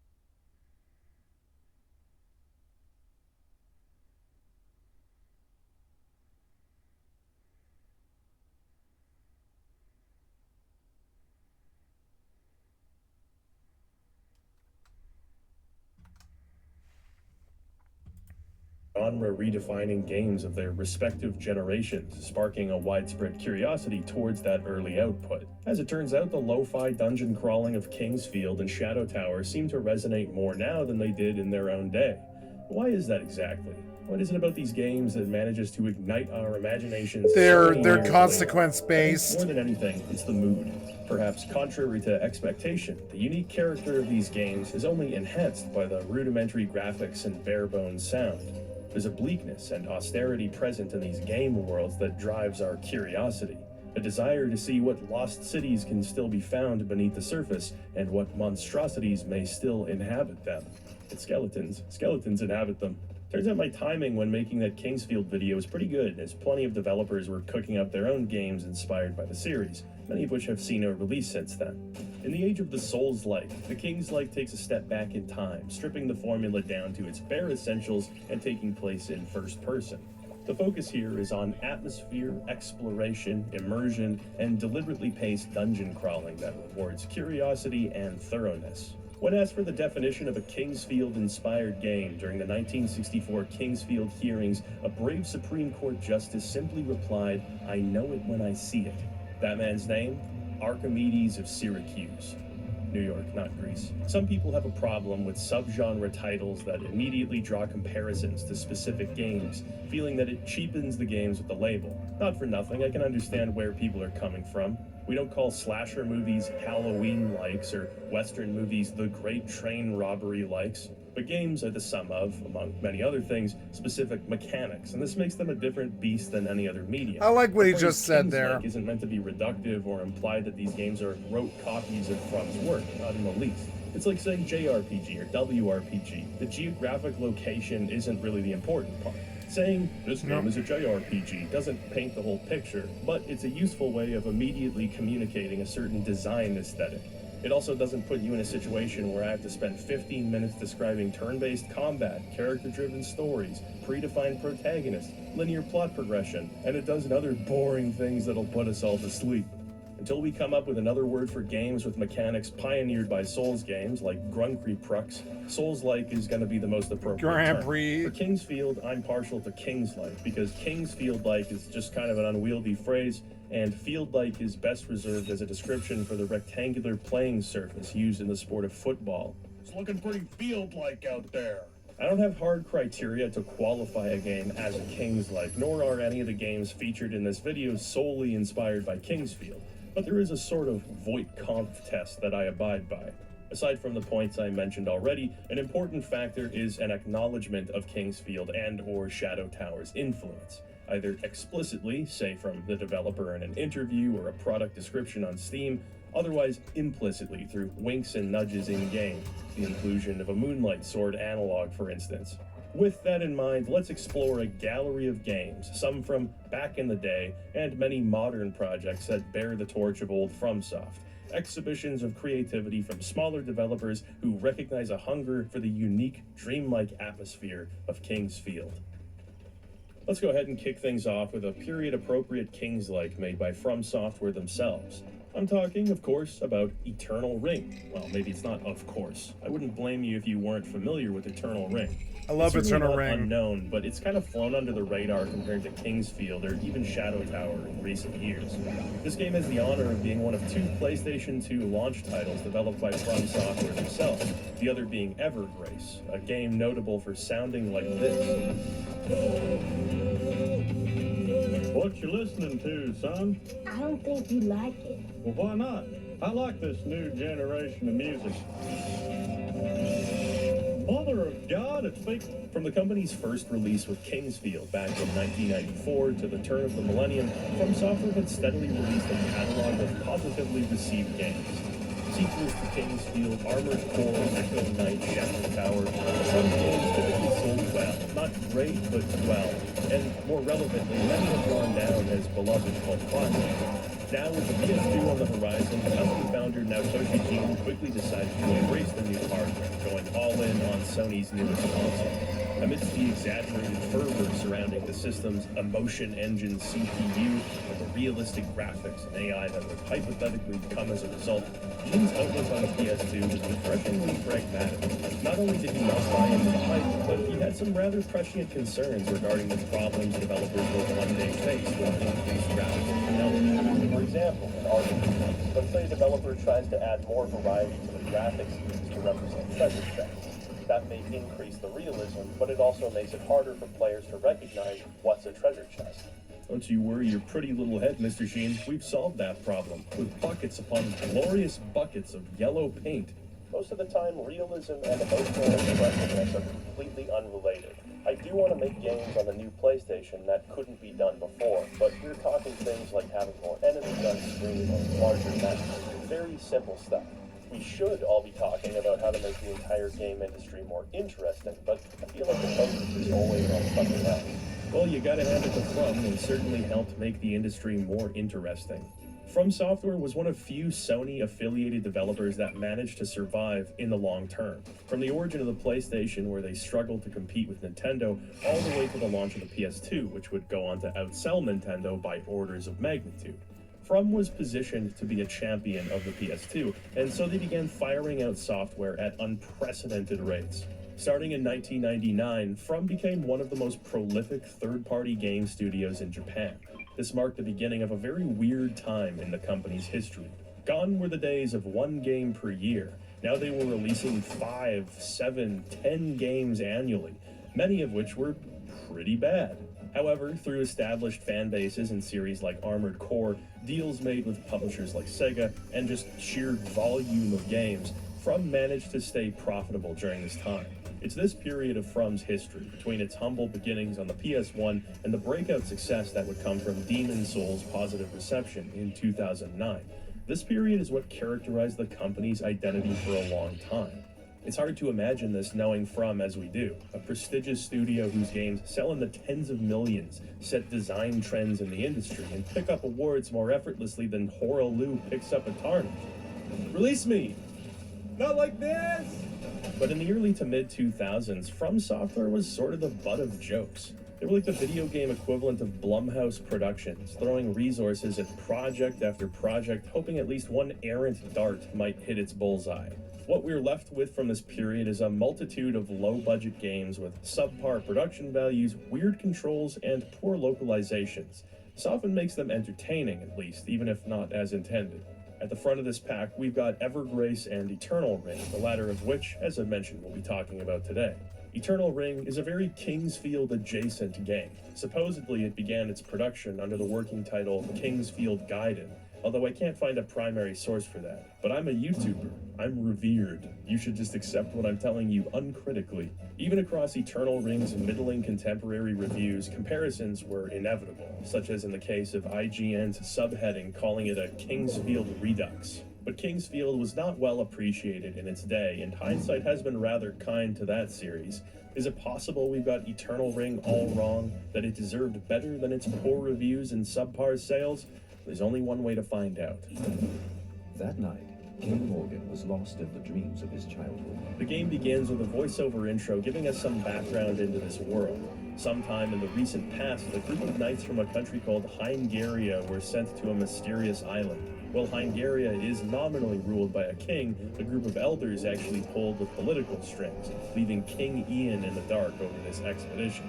Hearing tales of a powerful artifact called the Eternal Ring on the island, a loyalist to the king named Gillian decides to send his son, Cain, to the island to find out what happened, and maybe, just maybe, find the Eternal Ring. Ian, Cain, and Gillian are all relatively normal names. I miss the classic FromSoft that would name the characters things like Glaus Springert or Flint Spruel, but I'm willing to abide here. If you're gonna deliver that live, you'll be a lot better off doing it before night. Okay, thank you, Andrew Dice Clay. I gotta tie my boat up at the Hickory Dickory Dock. Oh! The first thing I notice about Eternal Ring is that the game does not have analog controls. This, despite being one of the only games I've ever played that says, hey, don't worry. Oh, please, we didn't have analog the first 10 years or 13 years of my life. On some level, it does have analog is a fucking luxury. Sensitive buttons to dictate how fast you turn and move. which is a very interesting decision. Commendable attempt to utilize new hardware, but yeah, really first benefits analog the I game. ever touched Otherwise, we have a was the customarily PlayStation awkward 1 Kingsfield-like set of controls. in like, Turning I and don't moving know, forward with the D-pad, strafing with the shoulder I don't want to buttons, say here. looking up and down at the other shoulder buttons, and attacking using the triangle button. It's unintuitive in a distinctly From Software way. The good news is that if you're emulating the game, either officially through the PSN release or through other means, you can use the analog sticks, which makes it a bit better. Because of the pressure-sensitive buttons, you do have to alter some dead zones or else play the game trapped in interpretive dance mode. The King's Fieldness is pretty evident from the moment you start. It's a first-person dungeon crawler. You encounter enemies, you swing your sword, and back away, circle strafe, or otherwise find ways to buy time until you can swoop back in and hit the enemy. You do this until an enemy is dead, you collect their schmongle, and then you move forward. You can also just turn around and fucking die instantly, which is as Kingsfield-like as all get out.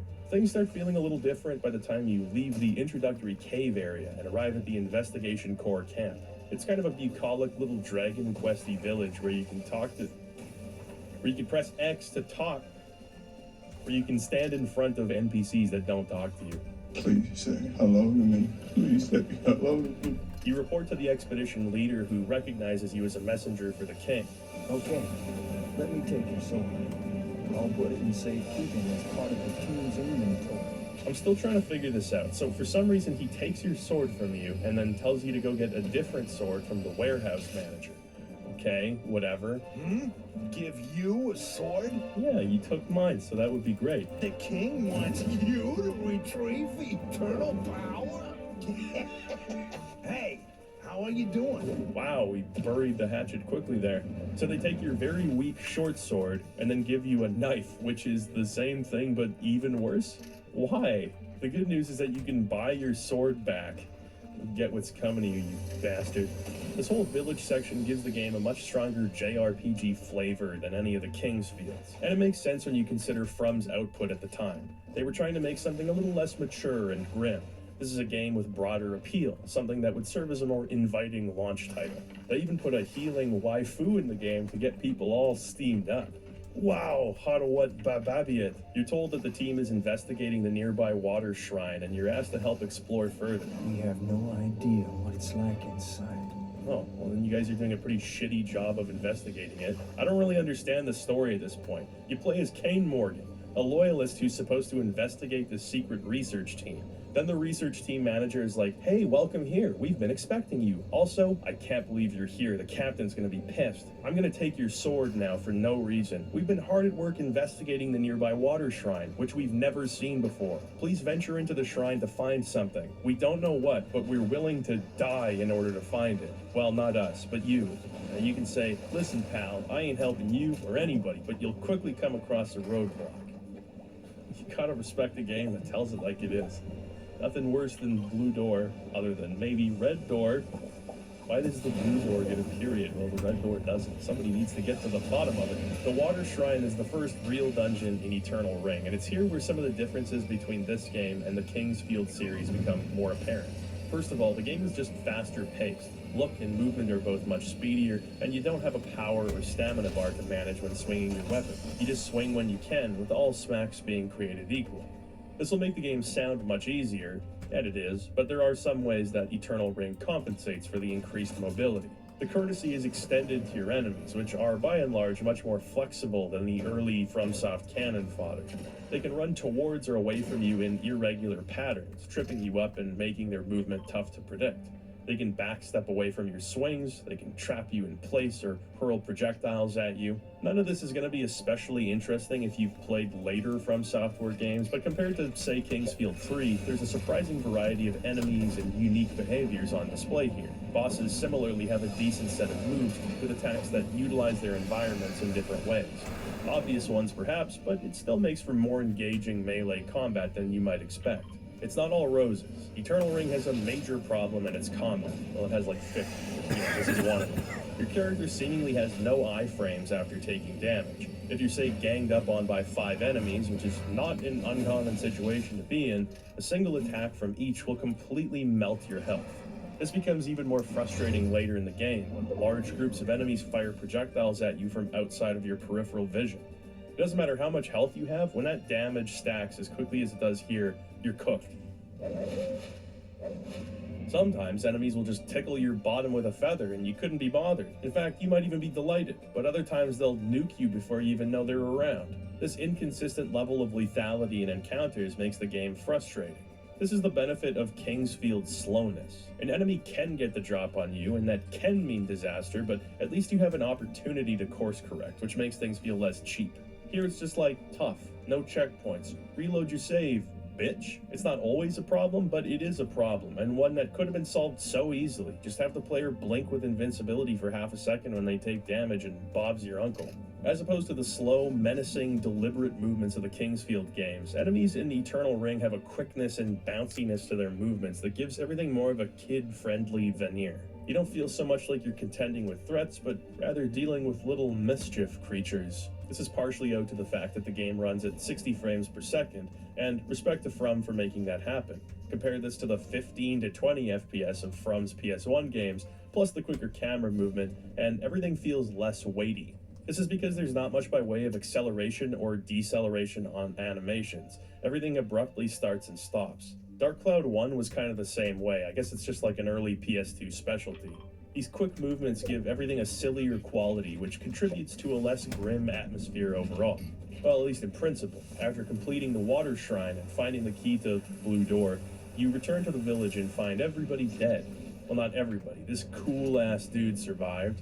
This angel man, who looks to be the transformed captain of the expedition, appears to be the cause of the destruction. The Eternal Ring is mine! Mine! Mine! Alright, I get it. Hey, my sword. Everyone who's mean to me deserves bad things like this. After burying the villagers, Cain sets off to discover more about the Eternal Ring and seek vengeance for the destruction of the camp. Something, I think. I don't know. I'm not a mind reader. From this moment onward, you gain access to a magical dais next to your save points, which is actually tied to the most unique aspect of Eternal Ring's design, that being the rings. As you move through the game, you'll collect different gems as well as, rarely, a magic ring. This ring represents a blank slate, with which you can craft an elemental ring that allows you to cast different spells in combat. In order to do this, you need to step on the dais and go to this little wiener's world. I cannot hear this theme music without thinking of Charles Cornell's rendition of Happy Birthday.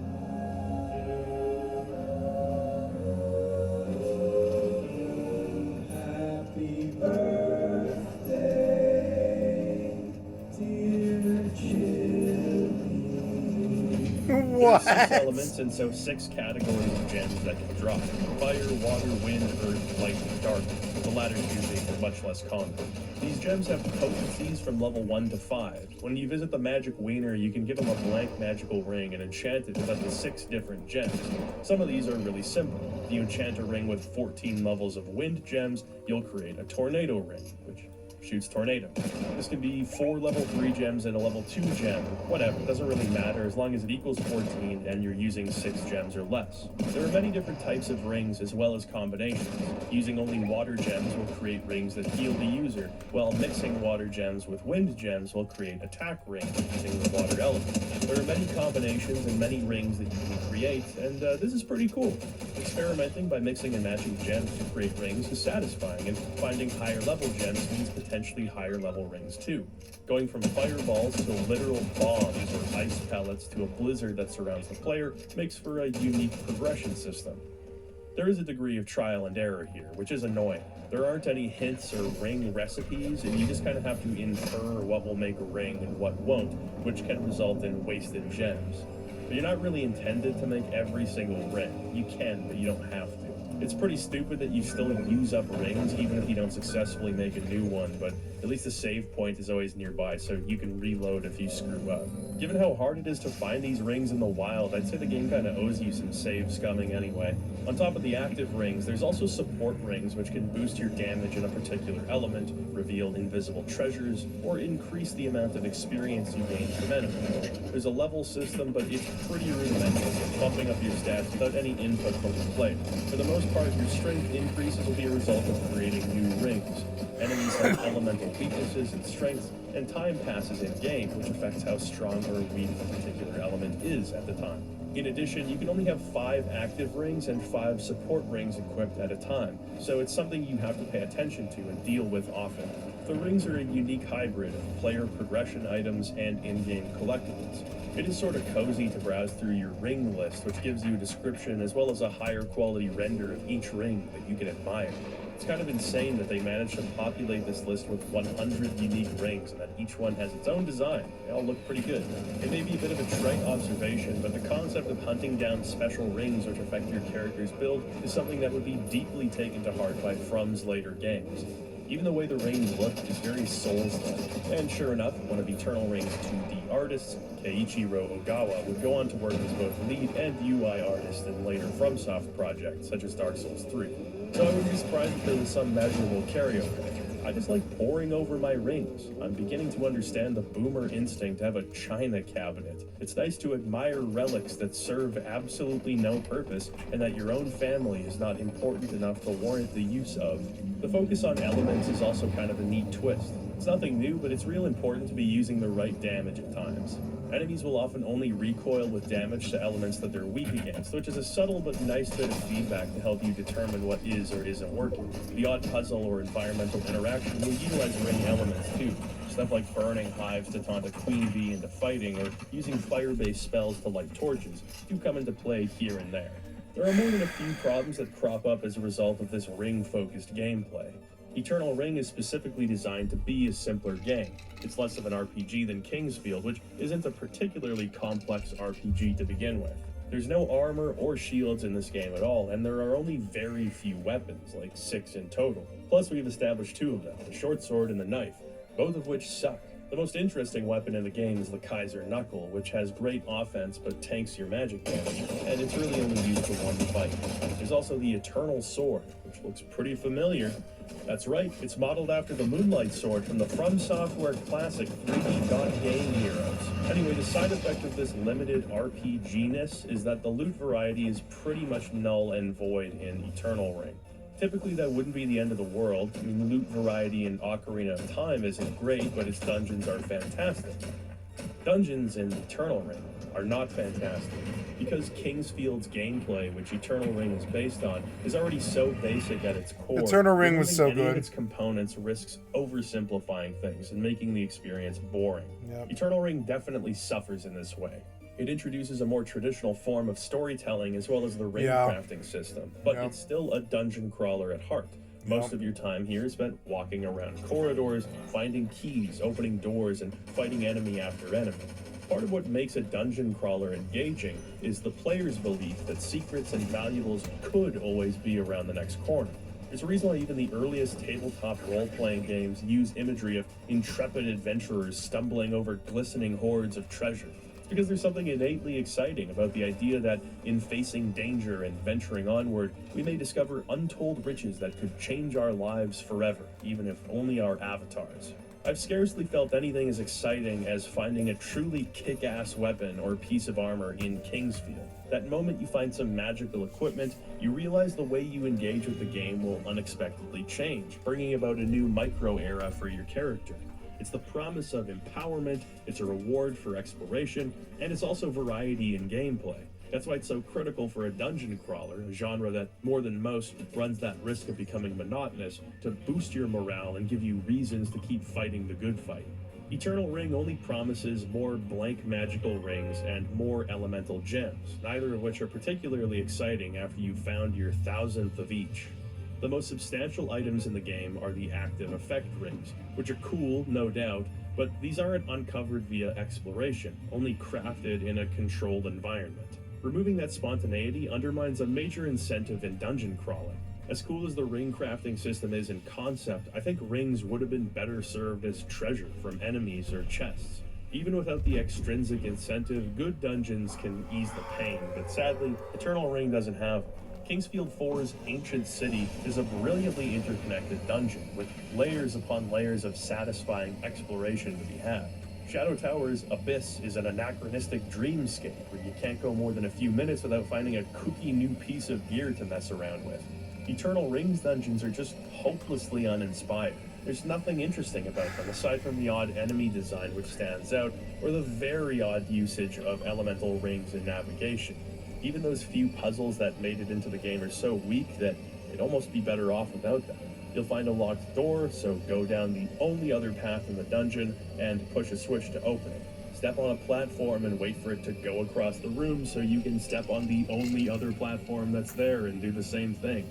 This kind of thing. There's never any clever use of the environment or unique areas to admire. Because the You can get software elemental sucked. keys which open up colored doors, which I think was supposed to be a game-spanning mechanic. But it must have been a real rush job, because you find the last two of them in these awkwardly shoehorned dungeons towards the ass end of the game.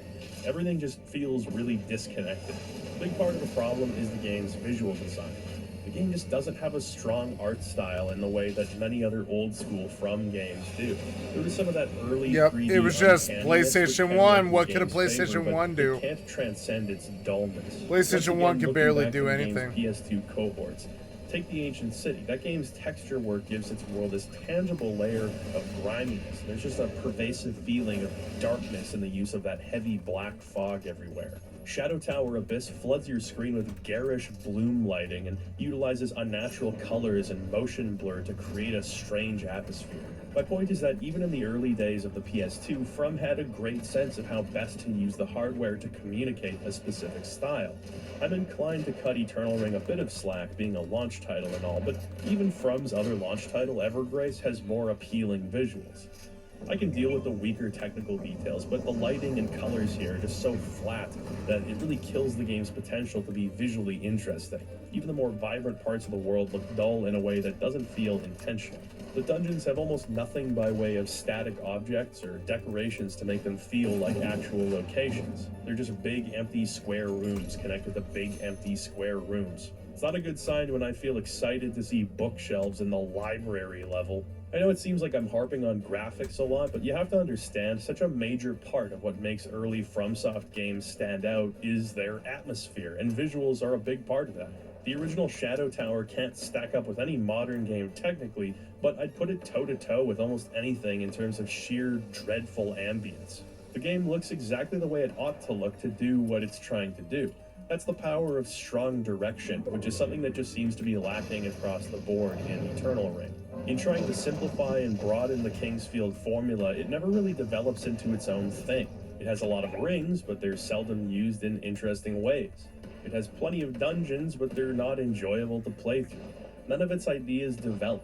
Combat feels decent relative to Kingsfield, but there are barely any weapons to experiment with. The game establishes a more JRPG-adjacent style with towns, shops, and healers, and then the town explodes and you never really need to deal with any of that stuff again. There's a side quest early on to help some guy find his fallen comrade's bracelet, and then that's the only side quest. The game already doesn't have a lot going for it, and that meager substance is stretched over like 12 dungeons, so monotony is just inevitable here. One area in which the game is decidedly different from other early From games is its storytelling. As I've mentioned, it's much more traditional, but it's also executed in a really weird way. The voice actors sound like they're doing an audition rather than a final read, like they don't know what's going on. Characters are introduced without context and then usually die shortly after. Maybe, I don't know, for the benefit of Hungaria or their own greed. I have no idea what they want with such power. That was, I don't know, some pretty strong, ad-libbing. Hate to see him go, but love to watch him leave. And he's dead. Everybody in this story seemingly wants the Eternal Ring, but nobody really knows what it is. They all just know that it grants limitless power. There are age-old conflicts between warring factions, but you never really get a sense for what that's meant in Eternal Ring's world or why it matters to you, until the latter part of the game, that is, when things get somewhat more interesting. Long ago, there was a battle between the magically inclined people of Solcia and the expansionist empire of Alldayr. The battle took place on this very island, although both armies seemingly disappeared with little trace.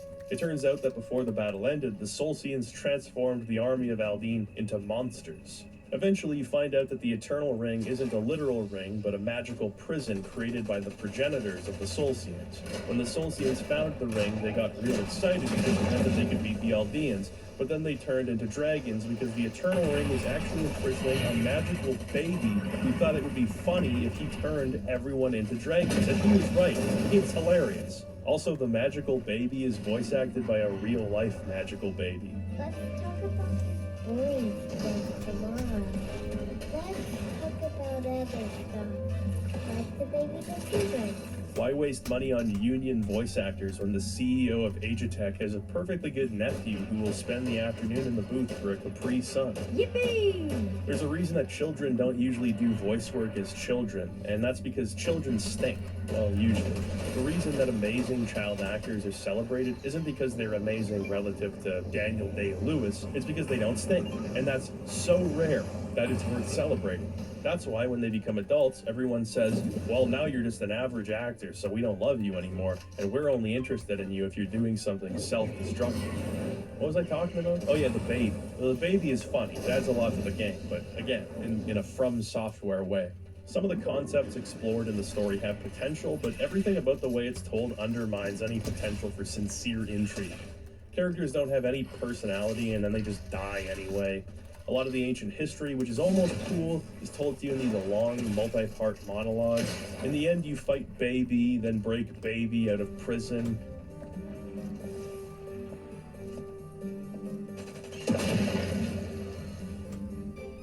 Why Baby is in Dish? What the fuck?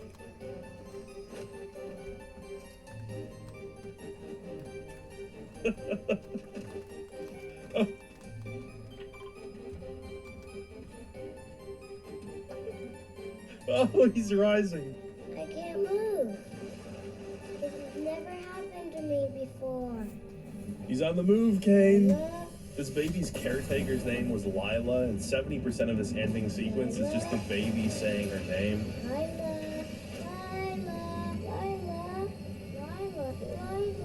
She's dead, by the way. Everybody dies. Please, Lila. This feeling. You mustn't forget to enjoy the precious time you spend with your baby. After all, he won't be a baby for long. Pretty soon he'll grow up to become a super baby.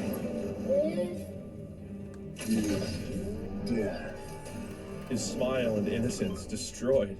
Anyway, the baby becomes Kane's giant-headed friend, and everyone lives happily ever after. There's a reason why Eternal Ring's name is seldom mentioned when talking about From's first-person dungeon crawlers. That's because it's not very good. There are some good ideas present here, but those ideas never evolve or interact with each other in ways that elevate the repetitive gameplay. When I was a boy, my mom bought me a piece of software called the 3D Game Maker. Basically, you could pick from a bunch of ready-made models and slot together prefab environments to quote-unquote make a game. Eternal Ring's dungeons remind me a great deal of the games I made in that software. Dull hallways connecting empty rooms, enemies placed without thought for interesting tailored challenges, mechanical concepts like poison areas or changing water levels that never amount to anything beyond minor annoyances. There's a decent variety of enemy designs and behaviors, and I can't deny that the ring and magic system are cool to mess around with for some time. But at its core, Eternal Ring is just a mediocre dungeon crawler, and a game that I would only recommend if you absolutely adore Kingsfield and need more from FromSoft themselves. If the number of requests I've received to review this game are any indication, then you may already be familiar with Akuma Kira's Lunacid. This game spent some time in early access before its final release in October of 2023, and it's done very well since then. It seems like Lunacid was ahead of the pack in terms of the whole Kingsfield renaissance. You want proof that it's inspired by Kingsfield? Okay, it says inspired by Shadowtown and Kingsfield in the Steam description, alright? Does that cut it? Look, it also has that compass where everybody leaves a comment saying it looks like it's gonna say sex. It's just south and east, people, grow up. There's a lot of other things too, but you know, that's a good enough start. The intro to Lunacid gives us a glimpse of the world's origin story, at least the origin of how it is now. It's quite compelling. A gargantuan creature emerges from the sea and begins to spew poison across the world, transforming it into an apocalyptic landscape where people fight for survival. It's all explained to us with a wonderfully hammy title crawl. Corrupting everything it reached, the poison fog slowly transformed the world and brought about a new age. You'll never be him.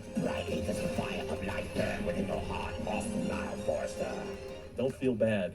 Nobody can be. We learn of the Great Well, a hole in the earth leading to depths heretofore unknown, where undesirables are cast. Apparently, I'm undesirable, so they dump me in here, and the game begins. Shortly thereafter, we're acquainted with the hub area and its friendly inhabitants, then sent on our way to find an escape from the Great Well, if one even exists. What's that? Lunacid? Oh, I've been saying it all wrong. Okay, it's Lunacid. My bad, everybody. This entire introductory sequence really captures the imagination, thanks largely to some great music and cinematography, which complements the lo-fi visuals. There's a sense of mystery and curiosity which abounds throughout Lunacid, and that's established very early on. Gameplay-wise, this will be a familiar experience to anyone who's played a Kingsfield, but the game does step outside of that framework quite a bit. In terms of similarities, the basics sync up. It's a first-person game with a focus on melee combat. Different weapons have different properties, and which ones you prefer to use largely comes down to playstyle. Some are incredibly fast, others are lumbering. Some deal elemental damage, some are ranged. You get the picture. Rather than waiting for a bar to fill before swinging for maximum damage, you hold down the attack button to charge your swings.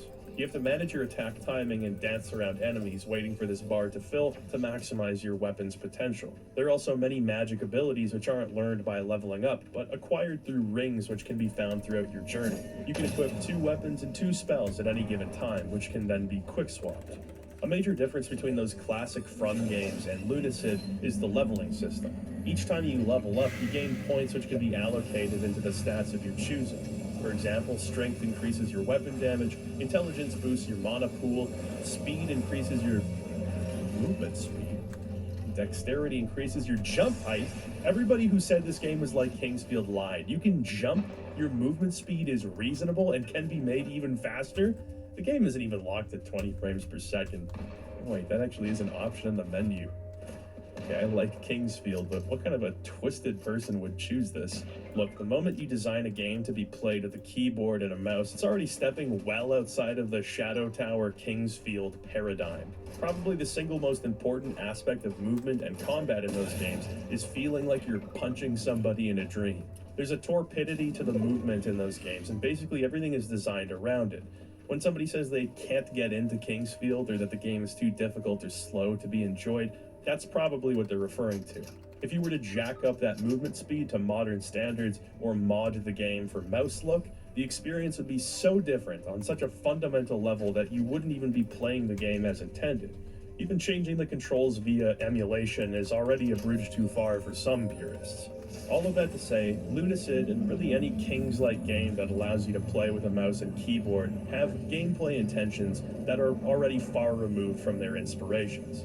It's not an inherently bad thing at all, it's just an observation. The minute modern controls are implemented, you're not designing around the main character's turn speed feeling like they're in fucking soup. In Lunacid's case, it's more about quick reflexes, utilizing the environment, adapting to new enemy types, and targeting particular parts of an enemy's body. On that note, there is a sort of Shadow Tower Abyss adjacent dismemberment system with some of the game's enemies, and that can be interesting. These mummies can be troublesome in the early game, so the temptation is always to aim for their head, which is their weak spot. Only doing that, sometimes you'll decapitate them, which completely removes their weak spot, so you may be better off targeting its body, and saving its head is the coup de grace. This principle carries over for a good number of the game's enemies. Many can't be dismembered, but even those enemies typically have weak spots, or at least elements that they're weak to. Seeking out these weaknesses and aiming carefully for them makes for a more engaging style of combat than simply swinging and backing away for a few seconds, letting your bar refill ad nauseum. Combat is going to be the bulk of the game, but there's a pretty good variety in gameplay throughout. Each of the levels are self-contained and separated with a loading screen. They're connected in a way that feels reminiscent of Kingsfield 3. Some zones have 2 or 3 exits which can lead to different areas, each with a checkpoint that allows for fast travel between levels or back to the hub. There's almost always some kind of unique hook to each area. The accursed tomb is dark and enemies are invisible until you light 3 giant torches. Up until then, you have to practice avoidance and use one of your weapon slots to carry a torch or cast a light spell. In Castle Le Fanu, different areas can only be accessed with the right key, forcing you to explore and make note of doors you've already seen. The Boiling Grotto is not only full of lava, but a huge Egyptian-style complex full of some pretty devious traps. There's also a daggerfall skeleton in here. I recognize that screech from a mile away. There's almost always some twist to the gameplay when you reach a new area. Nothing that really alters the experience, but just a little variety to keep things interesting. At its core, the game is all about exploring, fighting enemies, and finding items. There's a surprisingly large list of weapons and spells that can be found. The fact that so many of them are unique and worth using is actually pretty impressive. A lot of the time in games like this, there's a linear progression with weapons or armor that makes your old gear feel redundant. Here, because of how non-linear the game world is, lots of weapons stay useful long after you found them. There's a flail with 3 spiked balls on it. That already rules, because flails are cool, especially when you're cleric maxing. Each ball has its own collider, which deals its own flat damage number, so it's effectively a melee shotgun. The closer you are, and the more of your balls smash against an enemy's chin, the more damage you do. The Blessed Wing Sword swings as fast as you can hit the attack button. It's like semi-automatic. So even though its damage is fairly low, you can go full anime superior speed mode against enemies, which is exhausting for your mouse finger, but it's also really cool.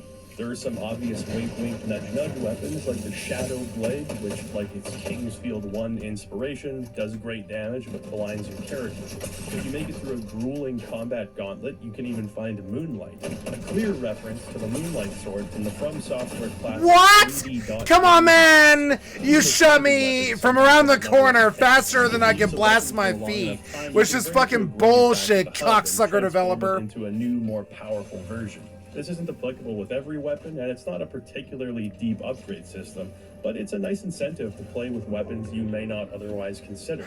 The weapon selection is one of my favorite parts of Lunacid. I just like seeing how the game can change depending on how you're armed, and it's something that really alters your experience.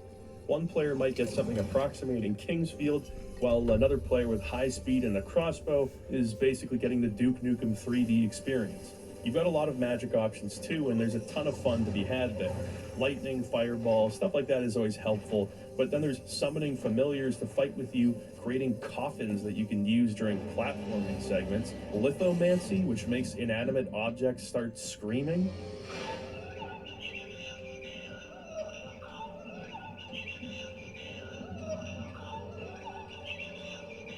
and various blood spells which eat up your health instead of your mana.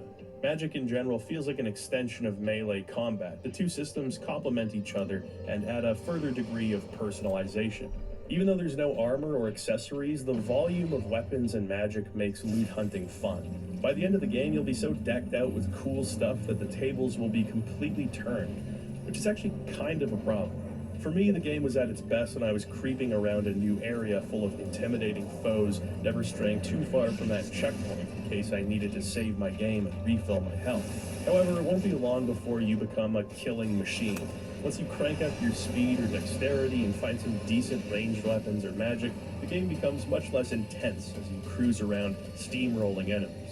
Part of this, I think, is just how quickly you gain levels and also how the different areas can be tackled in any order. It's very difficult to balance such a game.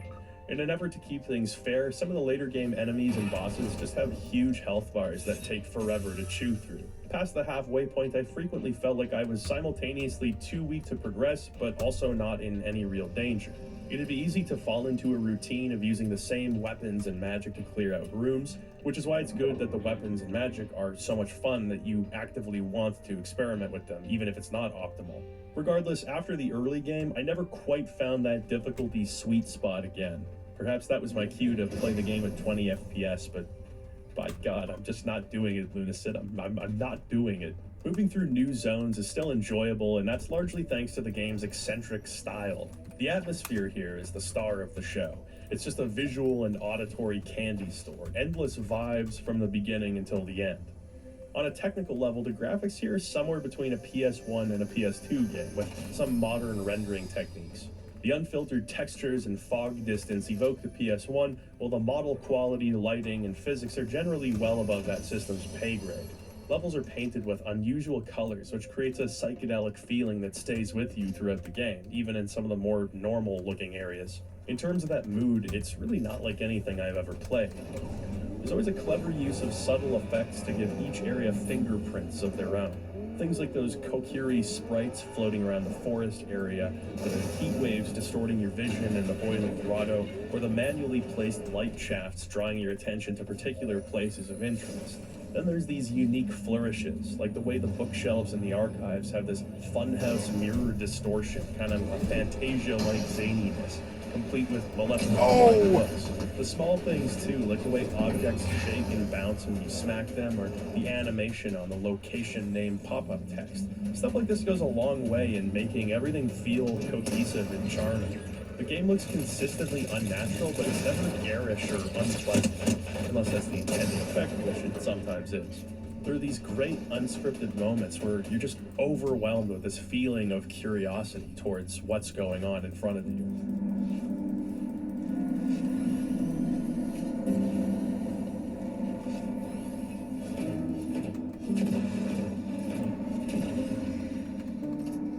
There's always a temptation with PS1 style games to just grab some photo textures, reduce them to 64 by 64 pixels, slap a dithering filter over the screen and call it a day. I'm completely outing myself with that, by the way, but Lunacid's visuals always feel very carefully considered. If you name any of the levels in this game, my mind will immediately conjure an image of that environment, which is pretty impressive considering how many different levels there actually are here. As far as the soundtrack goes, it's just wall-to-wall bangers.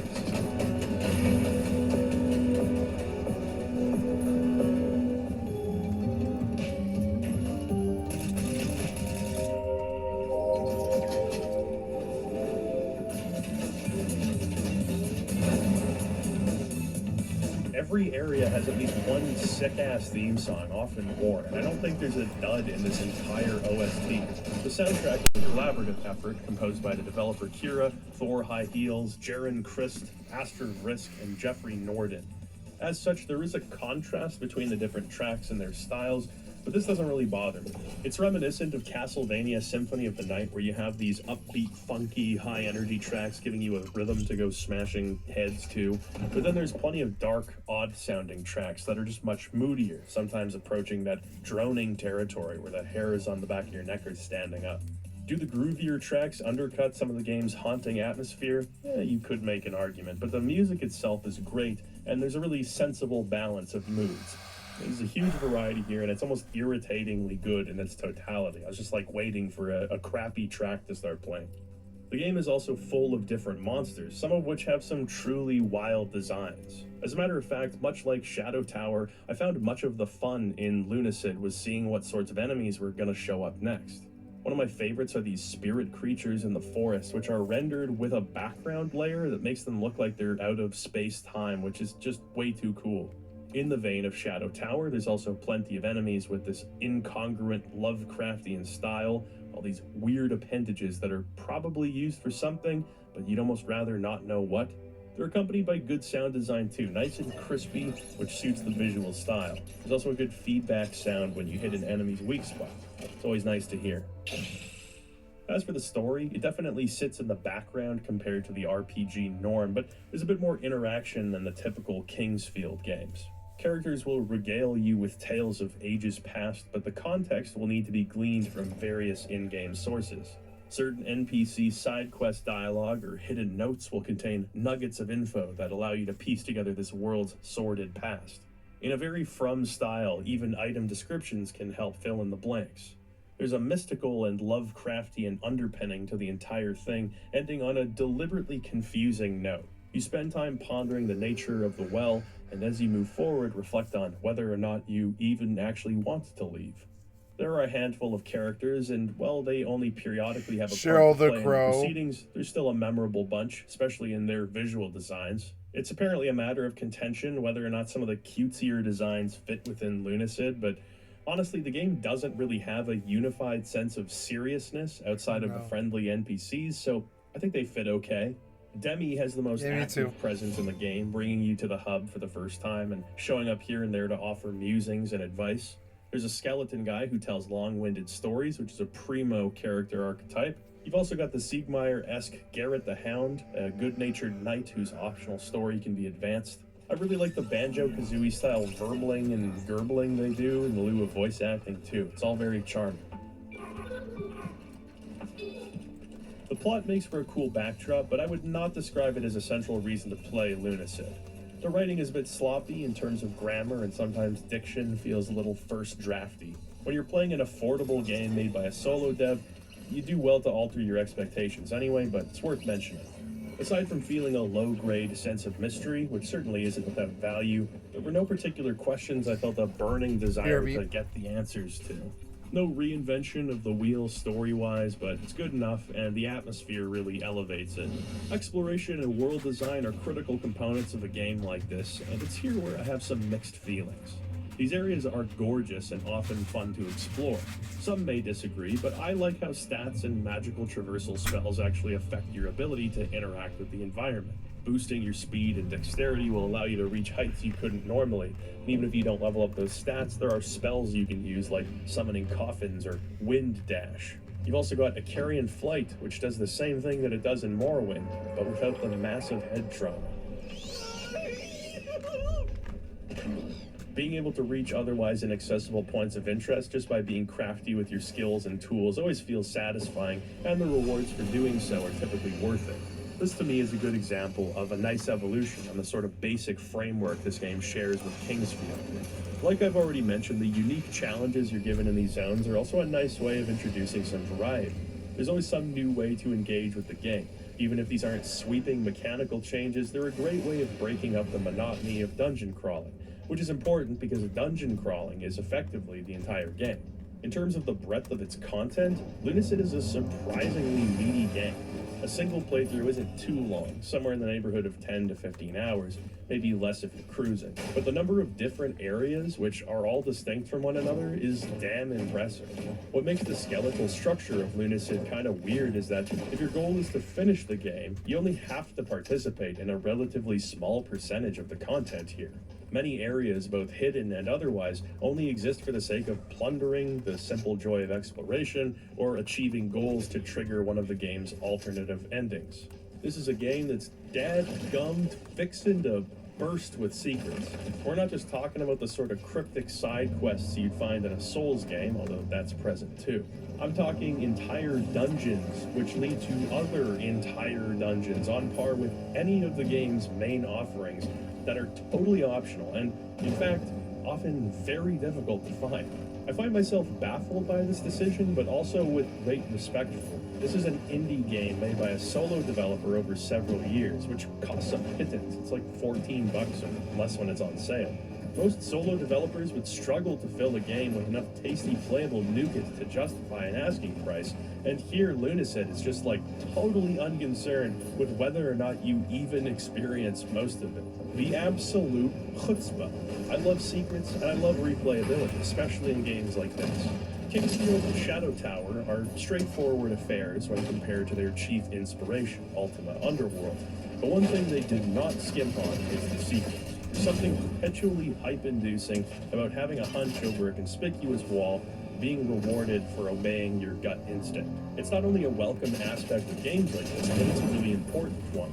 A good secret has some kind of signal. Perhaps an ersatz texture gives something away. Maybe the wall is flanked